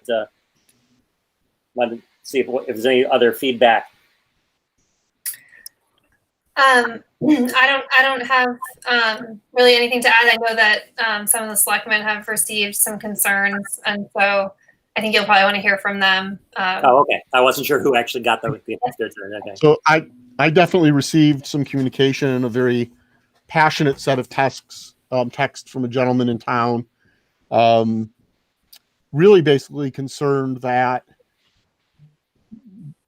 given the fact that town meetings exempt from the other safer at home rules as far as gathering size, there's nothing magical about the safety, even with social distancing for this event compared to other large or potentially large indoor gatherings. And that given that the safer at home order is still telling people of certain ages with certain medical conditions or with family members who might have certain medical conditions that would be at higher risk not to attend these types of events, that by moving forward with town meeting indoors at the high school, we are disenfranchising a pretty significant class of voters within the community and putting them in the choice of putting themselves or their family members at risk in order to exercise their right as a member of the town's legislature. No, it's I think a very valid point to raise and for us to discuss and to think about. I would just to continue the line of thought is there a better time to have town meeting? Right now, the number of cases in Westborough is fairly low. We could have a resurgence. Things could get worse. At some point, we will need to have a town meeting. And the question is this a suitable time? Is this, is some other time going to be better? And I'm looking at the timeline. I'm not seeing necessarily that I think there's going to be a better time, but I'm not against that either. So this is something that we should discuss. Okay. I'm relaying this gentleman's concern. His view, I responded with that, there might not be a better time. He did point out that other towns are figuring out ways to do it outdoors. We looked at it with one possible solution for outdoors. There might be others. And so I'm bringing it before because it is, I was on a conference call for work and there's like, well, you're a locally elected town official. What's it like? And like the hardest decisions are the ones involving democracy, right? Yep. And people's rights. And that's where we are right now. Well, I mean, I will hold the meeting wherever it is. As I said, it's usually the selectmen who do the place. I've just been mimicking the place, and I added the athletic field in my last postponement just so we had this option, could have this discussion. I don't really mind what the decision is. I think we could scramble and get together and do something outside if that was the broad opinion. But I'll just review some of the things that I've heard. Is that first of all, a number of the towns that are having outside town meetings have much curtailed warrants, and we're trying to curtail ours as much as we can. But many of those towns, the warrant wasn't issued until after the lockdown, so there was a little bit more leeway in terms of having a curtailed thing. I also want to point out that because both of our large fields at the high school are artificial turf, I have heard that we could not erect a tent, as many towns have done, to protect from either the elements or the sun. And again, I'm not making excuses. There is no perfect world. There is always a risk when you go anywhere. There's always a risk of having any meeting. And it's really just balancing the risks. So if we had it outside, we would either have to be out in the sun or the rain or sitting on the bleachers. I don't think we could afford a projection unit that would be Hollywood style to allow people to see projected on the screen. And even if we, and a tent just can't be put up on the artificial turf like it could if it were actual grass. So one idea that was suggested to me is a number of towns have had meetings where people stay in their cars. The issue of presentations. Those presentations could be printed. And as people walk through the presentation, tell people, look at slide 1, look at slide 2, look at slide 3, and they could have it on paper in their car. Someone asked me if the Board of Health's radio transmitter could be used to broadcast, so people could listen to the proceedings on their car radios. So I have some concerns. This is a real, creative solution, but I just want to put it out there so at least it's considered and thought through as an option. So having people in their cars, I do not think is a good idea. What you're talking about is essentially on a hot day, having people sit in their car while the car is idling. They're going to have to run their car to run their air conditioning, or it's going to get to be too hot. And in a car that's not moving and you're just running the exhaust, sooner or later you're going to get carbon monoxide buildup in in cars, and you've got health risks related to that. So that just doesn't seem like a good idea. Okay. I would say I would ask the question, could you have, let's say outside the cafeteria, a setup where people could sit outside in whatever socially distant space they want, and there are speakers so people can hear it. You may not be able to see anything. It's not video, but it's just audio. And you have the printouts for people who are not comfortable coming to the building, and maybe you come in just to vote or something like that, which would be relatively minimal in terms of risk. Again, as Nathan has said, we believe that the plan that's been proposed represents a reasonable balance between very low risk, not zero, but very low risk, and the needs to conduct the business of the town. But there are probably additional options that can be thrown out there for people who have a degree of discomfort. No, and I understand all of that. Again, I'm relaying the concerns and the suggestions for discussion. I definitely understand the gentleman's concerned about disenfranchisement.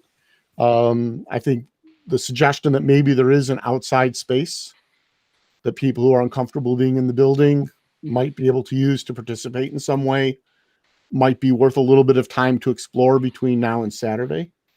My personal view is that in deciding to go forward with an predominantly indoor town meeting at this point, yes, we realize that there are some residents who, when they look at the safer at home order, will decide not to participate. I also see that on a regular town meeting that happens on Saturdays, we've got families who feel that's unfair because they're youth sports and travel teams, so they're not available. And then we continue to a Monday evening, and even though there's babysitting, families with young children don't want their kids with a babysitter till 11 o'clock at night at the high school. And so they feel they're unable and they feel disenfranchised. So I'm not, personally, I don't think there's ever a perfect solution to schedule or conduct any town meeting without some portion of the population feeling somewhat disenfranchised because of the physical logistics of time and place and things of that nature. And I think just where we are now, and sort of, even in my day job where I'm on advisory boards for conferences, I'm more worried that things will be worse 4 weeks from now than they are today, and it'll be harder to do. Where we appear to have a window of opportunity with low community spread in our community, where someone asks, can it be worse? Yes, it can, right? And so I'm generally supportive of having it this weekend. I just did want to bring forth the residents' concerns and the suggestion. Thank you, Alan. No, I appreciate you bringing up the concerns. I think one of the nice things about this town is that you can get in touch with your local official, and that your thoughts and comments do get actually heard by the people that are making these decisions. So I appreciate you bringing those forward. You did mention disenfranchisement, and you also mentioned having a car parking lot just to kind of further dissuade people from wanting to do a car parking lot. Is that there are a lot of people that might not have access to a car. And if you did it in a parking lot, it might actually be even more problematic in terms of, who you might be, disenfranchising. I imagine standing around on a hot parking lot while all the other cars are idling is even worse than being in your air-conditioned car. I'm not sure if we wanted to plan for a couple of hundred people. I'm not sure we have a single parking lot, because I know I'm following sort of an outdoor concert space from a friend who's a photographer there in New Hampshire, and they're having their socially distanced by having people bring cars for concerts. Admittedly, the rules are different in New Hampshire, but they're having essentially cars parked with spaces next to them. People get out of the car and sit like to the empty space to their left. I'm not sure we could fit a couple of hundred people's worth of cars in any of the parking lots and still have sound very well. But that doesn't mean we couldn't accommodate a small number of people, and we can think about that. But I'm not sure at this juncture we know enough that we could accommodate all the voters being outside in cars, at least. But certainly an idea worth brainstorming and counting up the spaces and seeing how it could work. Yeah, I didn't have time to fully check, but I believe the high school parking lot raw numbers is over 350. But I'm not sure. Someone might have more information on that. But Shelby, I'm sorry. So I love, every idea is a good idea, and I guess until we sort of say it isn't. So I think it's too short of a notice to ask too many people to pivot, to change the plan that has been outlined in order to assemble on Saturday. So if we're going to assemble on Saturday, then I think we have to go with the plan that's been outlined and make sure that we're really comfortable with that plan. And I mean all parties, the volunteers, Wendy's whole team, everyone. I think there's a question still that's lingering about Finance Committee, Christie, and they're having a quorum or not on Saturday, which again doesn't preclude us from having town meeting, but I was on their call last night, and I think they're going to be able to have a quorum. And one of the members who is a little skittish about attending said if necessary he would go, and he would always, sit outside in his car or watch TV, watch it on his iPad or whatever, and run inside if there was a need for a vote. But I don't think they're at risk of not having a quorum. Okay, thanks, John. For my Thanks attendance for that. last night. Yeah. Okay. So I think we can't pivot and do something outside. I did post in the chat. I'm wondering, I know John had said that the turf doesn't allow for, so if we were to change the date, did we ask the question about turfs having water barrels? I know down at Bay State Commons, you can't stake a tent. I know this because of Rotary. We had to have water barrels. There's an additional cost, but you can't actually drive, stakes into the ground because of the sprinkler system. So if we're going to consider that, I think that's our most likely option, to be able to have a tent on the field outside, but at a later date.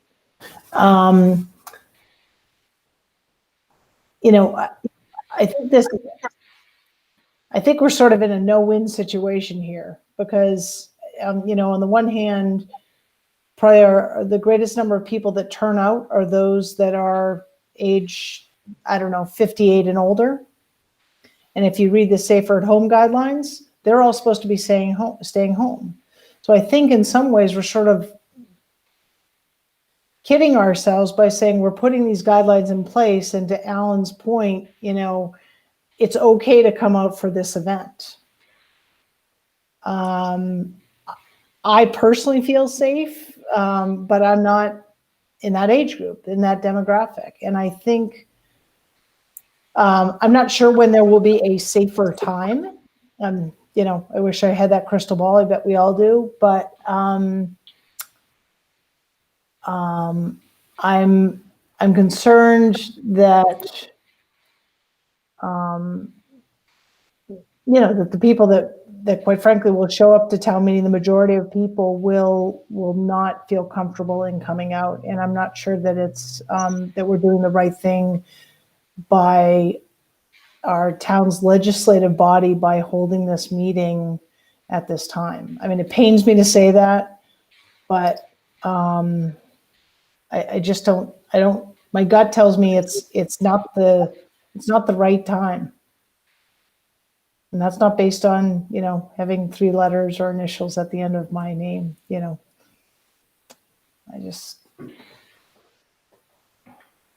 Yeah, so I mean, I'm also trying to look into that crystal ball as well and try to figure out, so when is a better time? And, as I look, through the rest of the summer and into the fall, and trying to judge based on how other countries have done, other states have done, I'm concerned that, as I think it was Dr. Ehrlich had said, this might be a window where this could be actually, as far as, different periods where you've got to plan far enough in advance, that we might be hitting a window by choosing this weekend that's safer. Is it perfect? No, I wouldn't say it's perfect. In a perfect world, we wouldn't have COVID-19 to worry about. The reality, though, is that we have to pick a day at some point to have a town meeting. And I'm looking at, the facts that we have, which isn't, nothing about what's going to happen in the future. And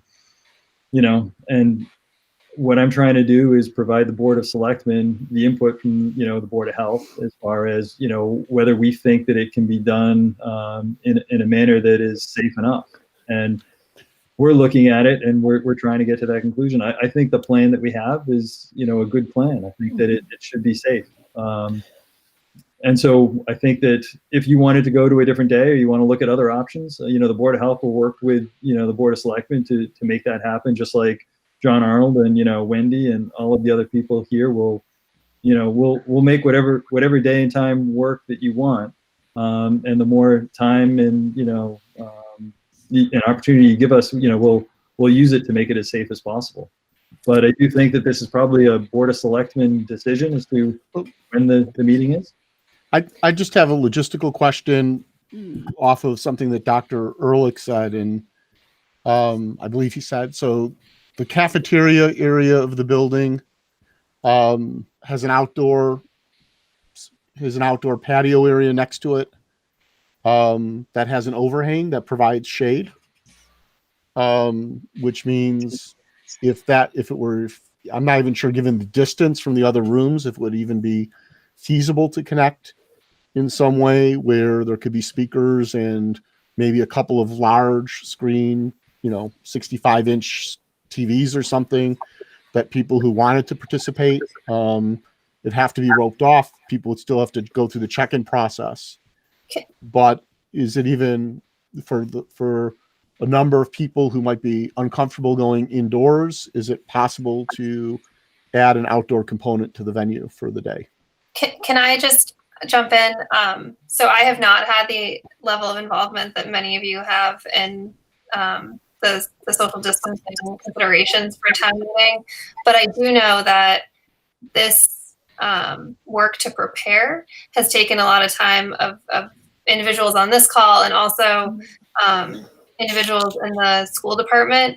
So I think that, I certainly understand the interest in potentially having outdoors, but I think if we're changing the plan at this point, I think that you would want to consider pushing the meeting out, by some time frame in order to develop that plan further. Because I know, Westborough TV and the high school principal and superintendent have all done a lot of work to prepare. And so I think if you're changing the plan at this point, which I completely understand why you're discussing it, there needs to be time to do that. Yeah, I think at the very least, we'd need tomorrow to ask these questions. I know earlier today, there was the AV person from the schools, the principal was there, the custodians was there, and Westborough TV was there trying to figure out how to run cables so we can at least get audio, because the law requires audio communications. Videos are nice to have, but it requires audio. So following up on Christy, I'd say we could always ask tomorrow if it's too much to pull it together for Saturday. And what I would say is that if we were going to do that, we'd probably want some of us to go down and look at the space and figure out how many people fit there. And just so it doesn't get completely uncontrollable, consider, instead of having a third room be the band room, have a third room be an outdoor area. So Wendy and I wouldn't have to come up with another deputy moderator and, a deputy clerk And I'm sure based on brief discussions with the police chief, one of his detail people could be there making sure it was only voters, with broken off. So I'm not saying I'm against Christie saying postpone it, but I'm saying I don't think we can decide tonight. We'd at least need till tomorrow to find out if making the adjustment to move outside is that much harder than making the adjustment to have the third room be the band room that we talked about today. Yeah. So I don't want to hold them to make a commitment to say you have to do it. I Alan want them Edinburgh, to say we can do it, or we can do it, but not by Saturday. I think it's a great suggestion to look at that patio area for those that may be more comfortable in that as that overflow spot, because it achieves both, kind of the outside as well as kind of an additional third safe space. So it's a great suggestion, Alan. Right. And there may be ways to connect audio and video without having to run physical cables. Right. Yeah. So I'm willing to, if it's something that folks want us to explore very quickly, I'm willing to adjust my schedule and be there and assist with that assessment.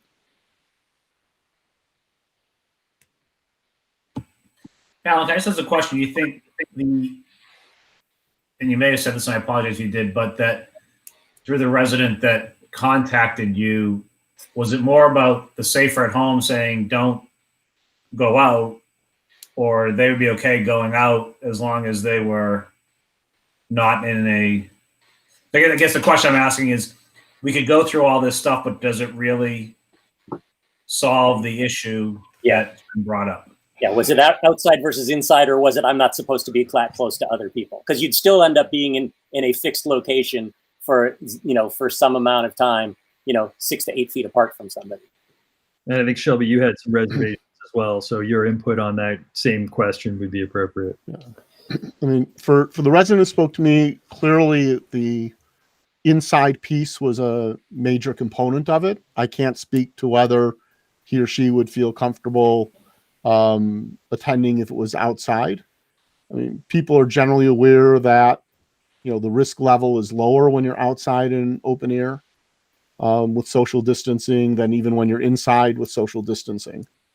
So I can't answer if this individual would feel comfortable coming outside. I suspect that there are some people who would come to an outside venue that might not be comfortable coming to an inside venue.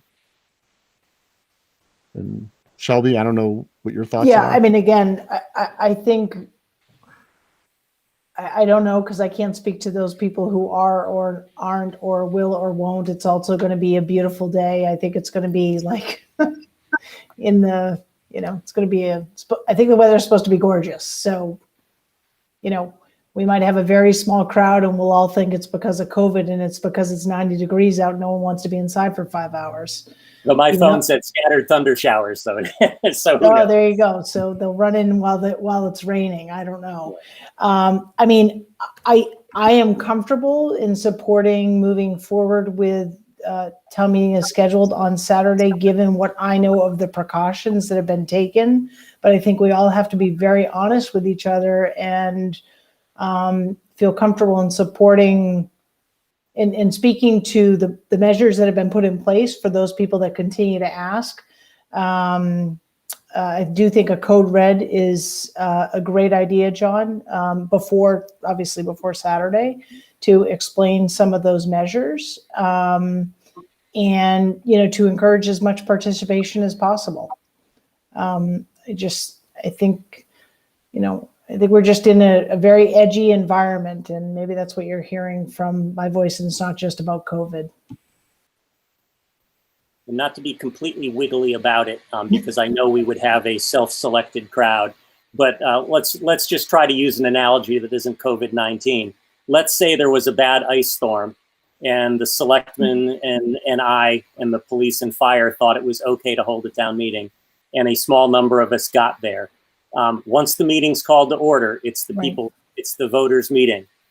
We could always, I'm not saying I want to load up the room and then say, never mind. But one option we always have would be to say, if enough people at the meeting can be convinced that there are enough disenfranchised voters, the voters can say, okay, never mind. Yep. And so I wouldn't want to necessarily have to, choose that if I had to, but an option is always to play it by ear and decide on the fly Saturday whether enough people think that it's fair to those who can't come to be there. And that's no different than if it was an ice storm or if it was some other, emergency. John, several questions about that. First is, when the voters, let's say, decide to adjourn, do they have to pick a date certain for when it resumes? You've had flexibility in what you've done. So that's question one. I'll answer that and I'll have question two for you in a minute. Okay. I believe I won't go. I believe there has to be an adjournment to a date certain, but that doesn't mean that well, let me answer.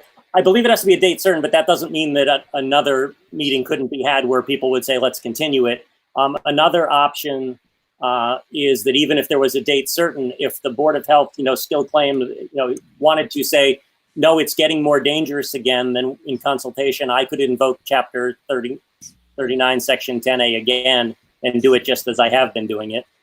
Just as if there was a vote tonight to say, please don't do it, I can do that again, up to Saturday. Okay. And we are, I believe, under the legislation, still up against a July 30th or 31st deadline. You mean it has June to be held or July? July. That if we extend it past June 30th, it has to happen before August 1st. Is my understanding of the governor's order and the legislation correct? That I don't know. I'd have to check that. Well, I have to check too, but I don't believe so. I believe it's 30 days past the state of emergency ending. Yeah, and the emergency hasn't been lifted yet. So yeah. So I think the thing that the town would have to be ready for is if we don't do it by July 1st, then we do slide into the 1/12 budget world, in which case that's just the way it is. So. Which we've already covered. Right. I know you've done all the work for that. So what was your follow-up question, Alan? It's been answered in the discussion, but it was, is there a date by which we have to have town meeting one way or the other, and so what are the consequences of not? And so you mentioned the 1/12 budget approach. And I will say, there aren't many, but just reading the various moderators' email lists, there are a few towns who have already decided to try in September or October. There are a few towns who've done it already, as we've heard about. And then everybody else is just crossing their fingers and trying to do the best they can. So between now and June 30th, I think many towns are trying to have their town meeting, but not all.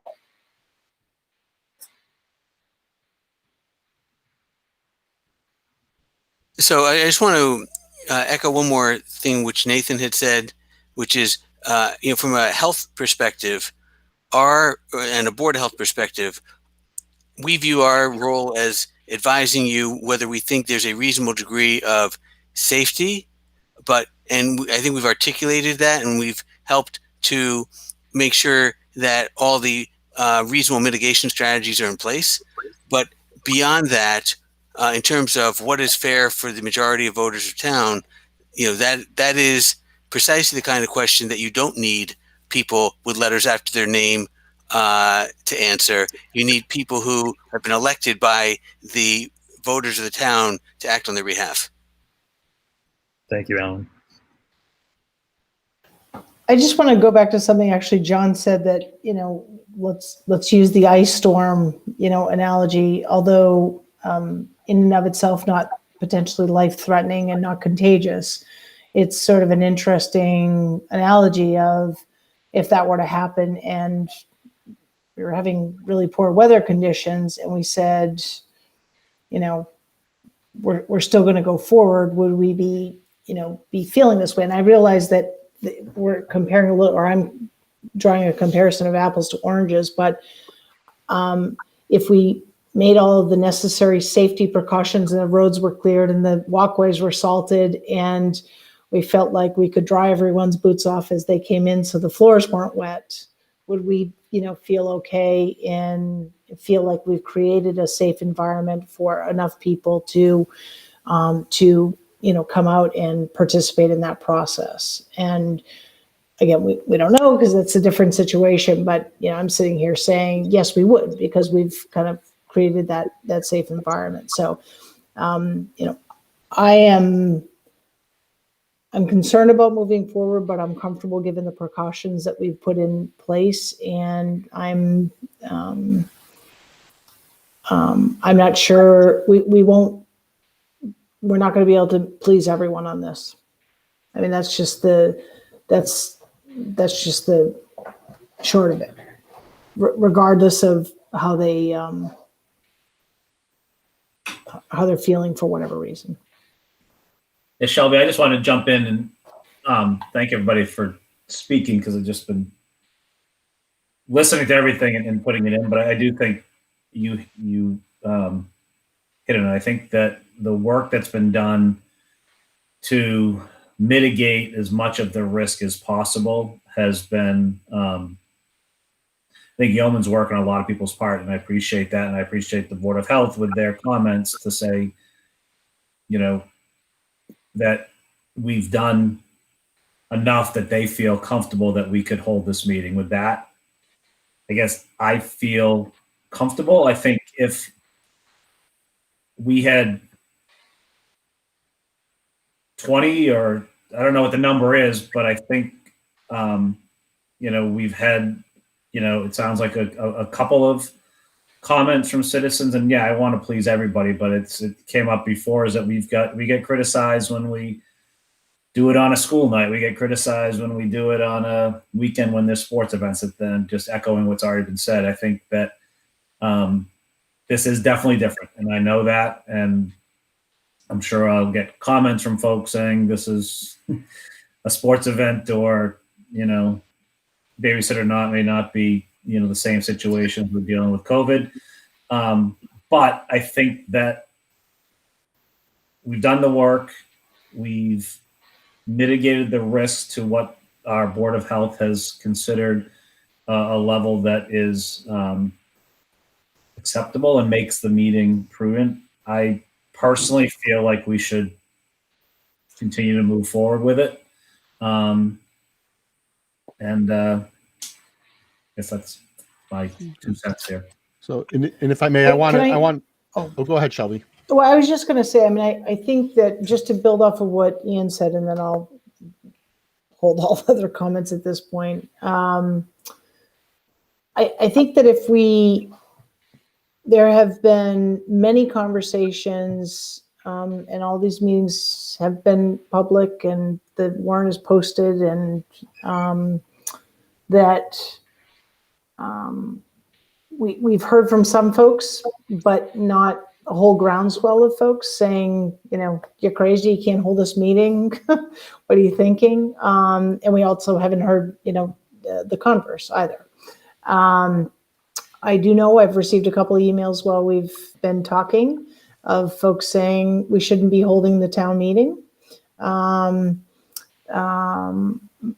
That's a couple people. But I think that there's still an opportunity for those people who feel favorably or unfavorably to still speak and share, because we haven't held that meeting. But I feel like we've had ample time for the public to comment and to provide their input to any number of boards, or certainly through our town manager. And, I know that the business of the town has to keep moving forward as well. And that's also sort of a challenging reality at this point. So. Okay. And so I want to thank everyone for, giving me the time to bring forward these concerns that were shared with me. I think it says a very positive thing about the town that we're willing to, even when it's not a groundswell of people and it's just one or a few, we're willing to listen and consider it seriously. When people ask me, how are we making our decisions? I say we make the best decision we believe we can and what's best for the community, given the information we have at the time. And right now, the information we have is that with respect to COVID in our community and community spread, we seem to be in a reasonable place.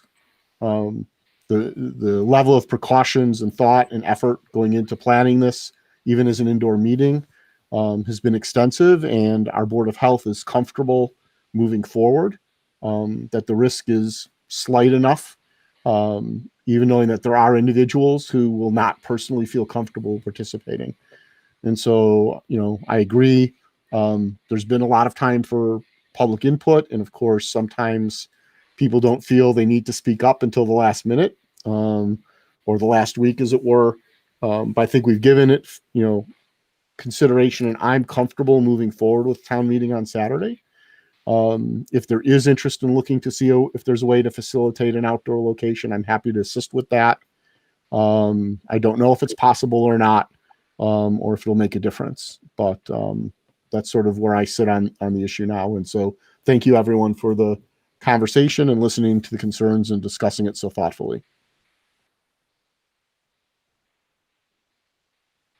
I also feel that we should add that the Mass Department of Public Health sort of advisory that came out about town meetings after we had done our plan really doesn't have anything that we had to adjust. So I think our plans fall within the guidance of the Mass Department of Health recommendations, as well as our local Board of Health. So again, I'll hold the meeting wherever it is.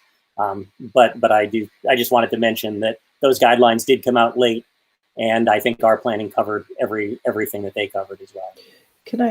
Ian, can I ask a question of Wendy? And I know Aaron Hightower just asked a question, but Wendy, are you confident that, I know it takes quite a few folks to register attendees and voters. Are you confident that you will have enough people to do that? Yeah, it's checkers. I don't think I'll need more than 4. It's usually just that first hour ahead of time that people are checking in. If they know it's going to start at noon, they'll get there at 11 or within that time. I don't see it being a problem. We have a lot of volunteers as well that are stepping up and want to help out. So I think it's definitely doable. Thank you.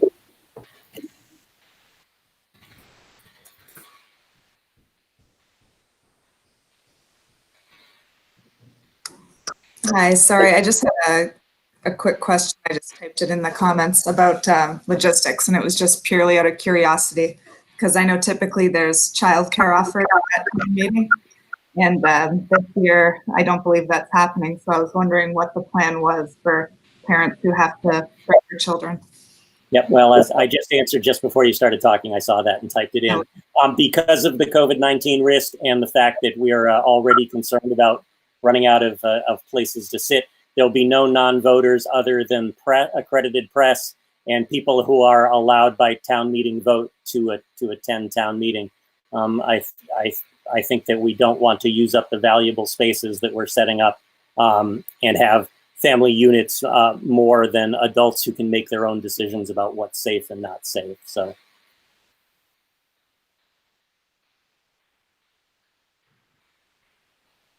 I guess the main question that I have is just whether Alan and Nathan and I are supposed to get in touch with the schools to do a straw man of whether we can move the overflow room to outside or not.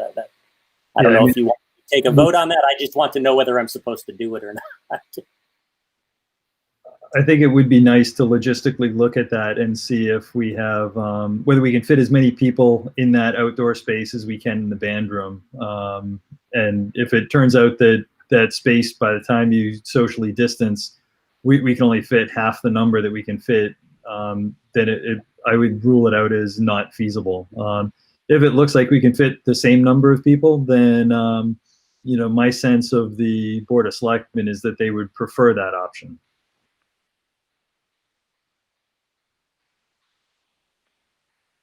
I see some nodding and some thumbs up. So I think that, John, we should reach out to the school department and we can check about feasibility. I owe you the plan for the band room anyway. Yeah. So maybe I'll go over first thing in the morning and look at the space. It's outdoors. Well, anyone else to be. Do you want me to send an email to Westborough TV and Steve and everyone and just tell them we're considering that and then see if there's a time they can meet in the morning and any of us. Because it's outside, I don't know if we need to actually meet as a group like just we did. Get their feedback on AV setup. Yeah, because if any group says no, then I think that we can rule it out. Okay. If AV says they can't get a microphone out there, or if if Alan looks at it and says it's too hard to get stuff hooked up, Allen Edinburgh hooked up. Or if, you know, I look at the space and I decide that outdoor area space is just not, you know, the right size. And maybe even the police, they might be particularly concerned about traffic near that outdoor area or something. You know, I don't know exactly what will go through their mind, but they might have some reason that they want to exclude it. All right. Well, I'll send an email to the whole group that attended today's meeting to just tell them we're exploring this and get their feedback. If I get off this call soon enough, I may actually drive down and take a look at that tonight and see what it looks like. It's been a while since I've looked at it carefully, and then we can communicate. And I guess either Nathan or I will report back to the Selectmen Board of Health and Christy tomorrow with what we learn, and then we can make adjustments about sending out an announcement with the details, depending on how it turns out. I'll send you what I find, Ian, and you can disseminate it to the board. Perfect. Yeah, send it to myself and Christy, and we'll work through it if you don't mind. Yep, I can do that. So one other suggestion.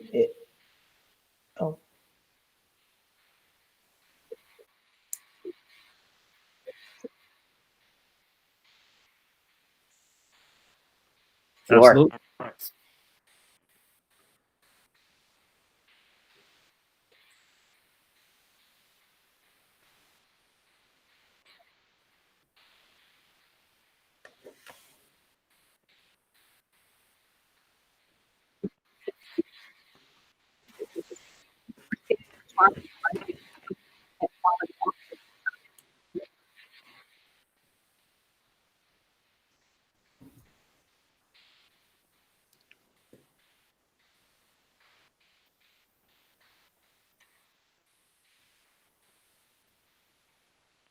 Yeah, I mean, I think that creating a space, I'll speak for myself. I think creating a space that is outside and has audio, which is a requirement. That's what I've heard John say before.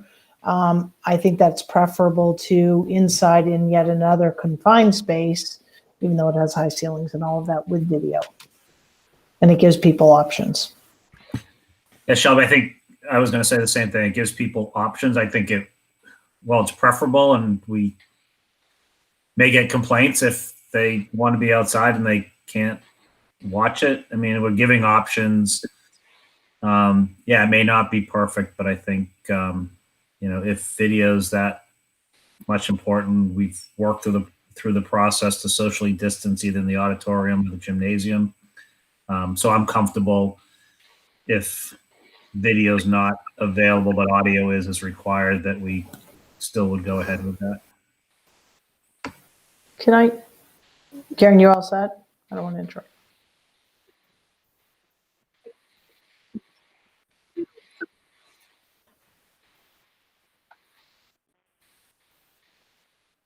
Yeah.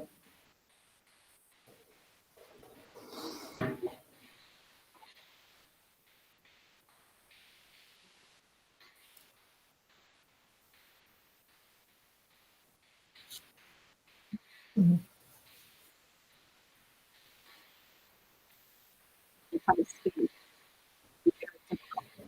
Right. Well, and even if you have, you know, best efforts on video outside, you might create a crowding situation that we're trying to avoid even in an outdoor space. So I think if we can have video in the outdoor space, great. But I think it's a great suggestion too, that folks can, you know, stream that on their phone if they have that. A couple of other things that I would put out there. I think that, again, I think the work that's gone into this is just unbelievable. And as I refresh my view of some of the visuals that have been put together, I think those should be posted on our town website right at the top with, you know, where it talks about how the layout is going to look. Because when you look at this, I think, you know, if there are folks that might be on the, you know, on the fence either way, should I go, should I not go? The spacing that's provided there, I think, answers a lot of questions. And I don't think we've provided that seating capacity document to the public. So that's a suggestion. The other thing I did. The graphics aren't like right in your face on the homepage, but if you do download the the latest drafts of both plans, Mark put up on the website, I believe, Okay. Sunday. Okay, I was just looking at Yeah, those in certainly my we email. can make some of the graphics more prominent, but it is there if you find it. Okay, all right. Well, let's just make sure it's easy to find. And then the other thing I would say is I did not see in the plan, I do see that participants are asked to wear a mask. I think that, and maybe we talked about this, I feel like we did, we should have masks on hand to hand out to people if we have a supply. I thought that we did. For those that show up and say, I forgot my mask, which is hard to believe in this day and age, but it will happen. Yes, I believe I stalked. Is Steve Bakari still on the phone? I know he had dropped off for a second there, or at least his video went Yeah, he's out. here. I think he said they were going to be able to have masks if people needed them. Yeah, I'm here. Sorry. Yeah, we have masks, so we'll bring some. Thank you. Yep.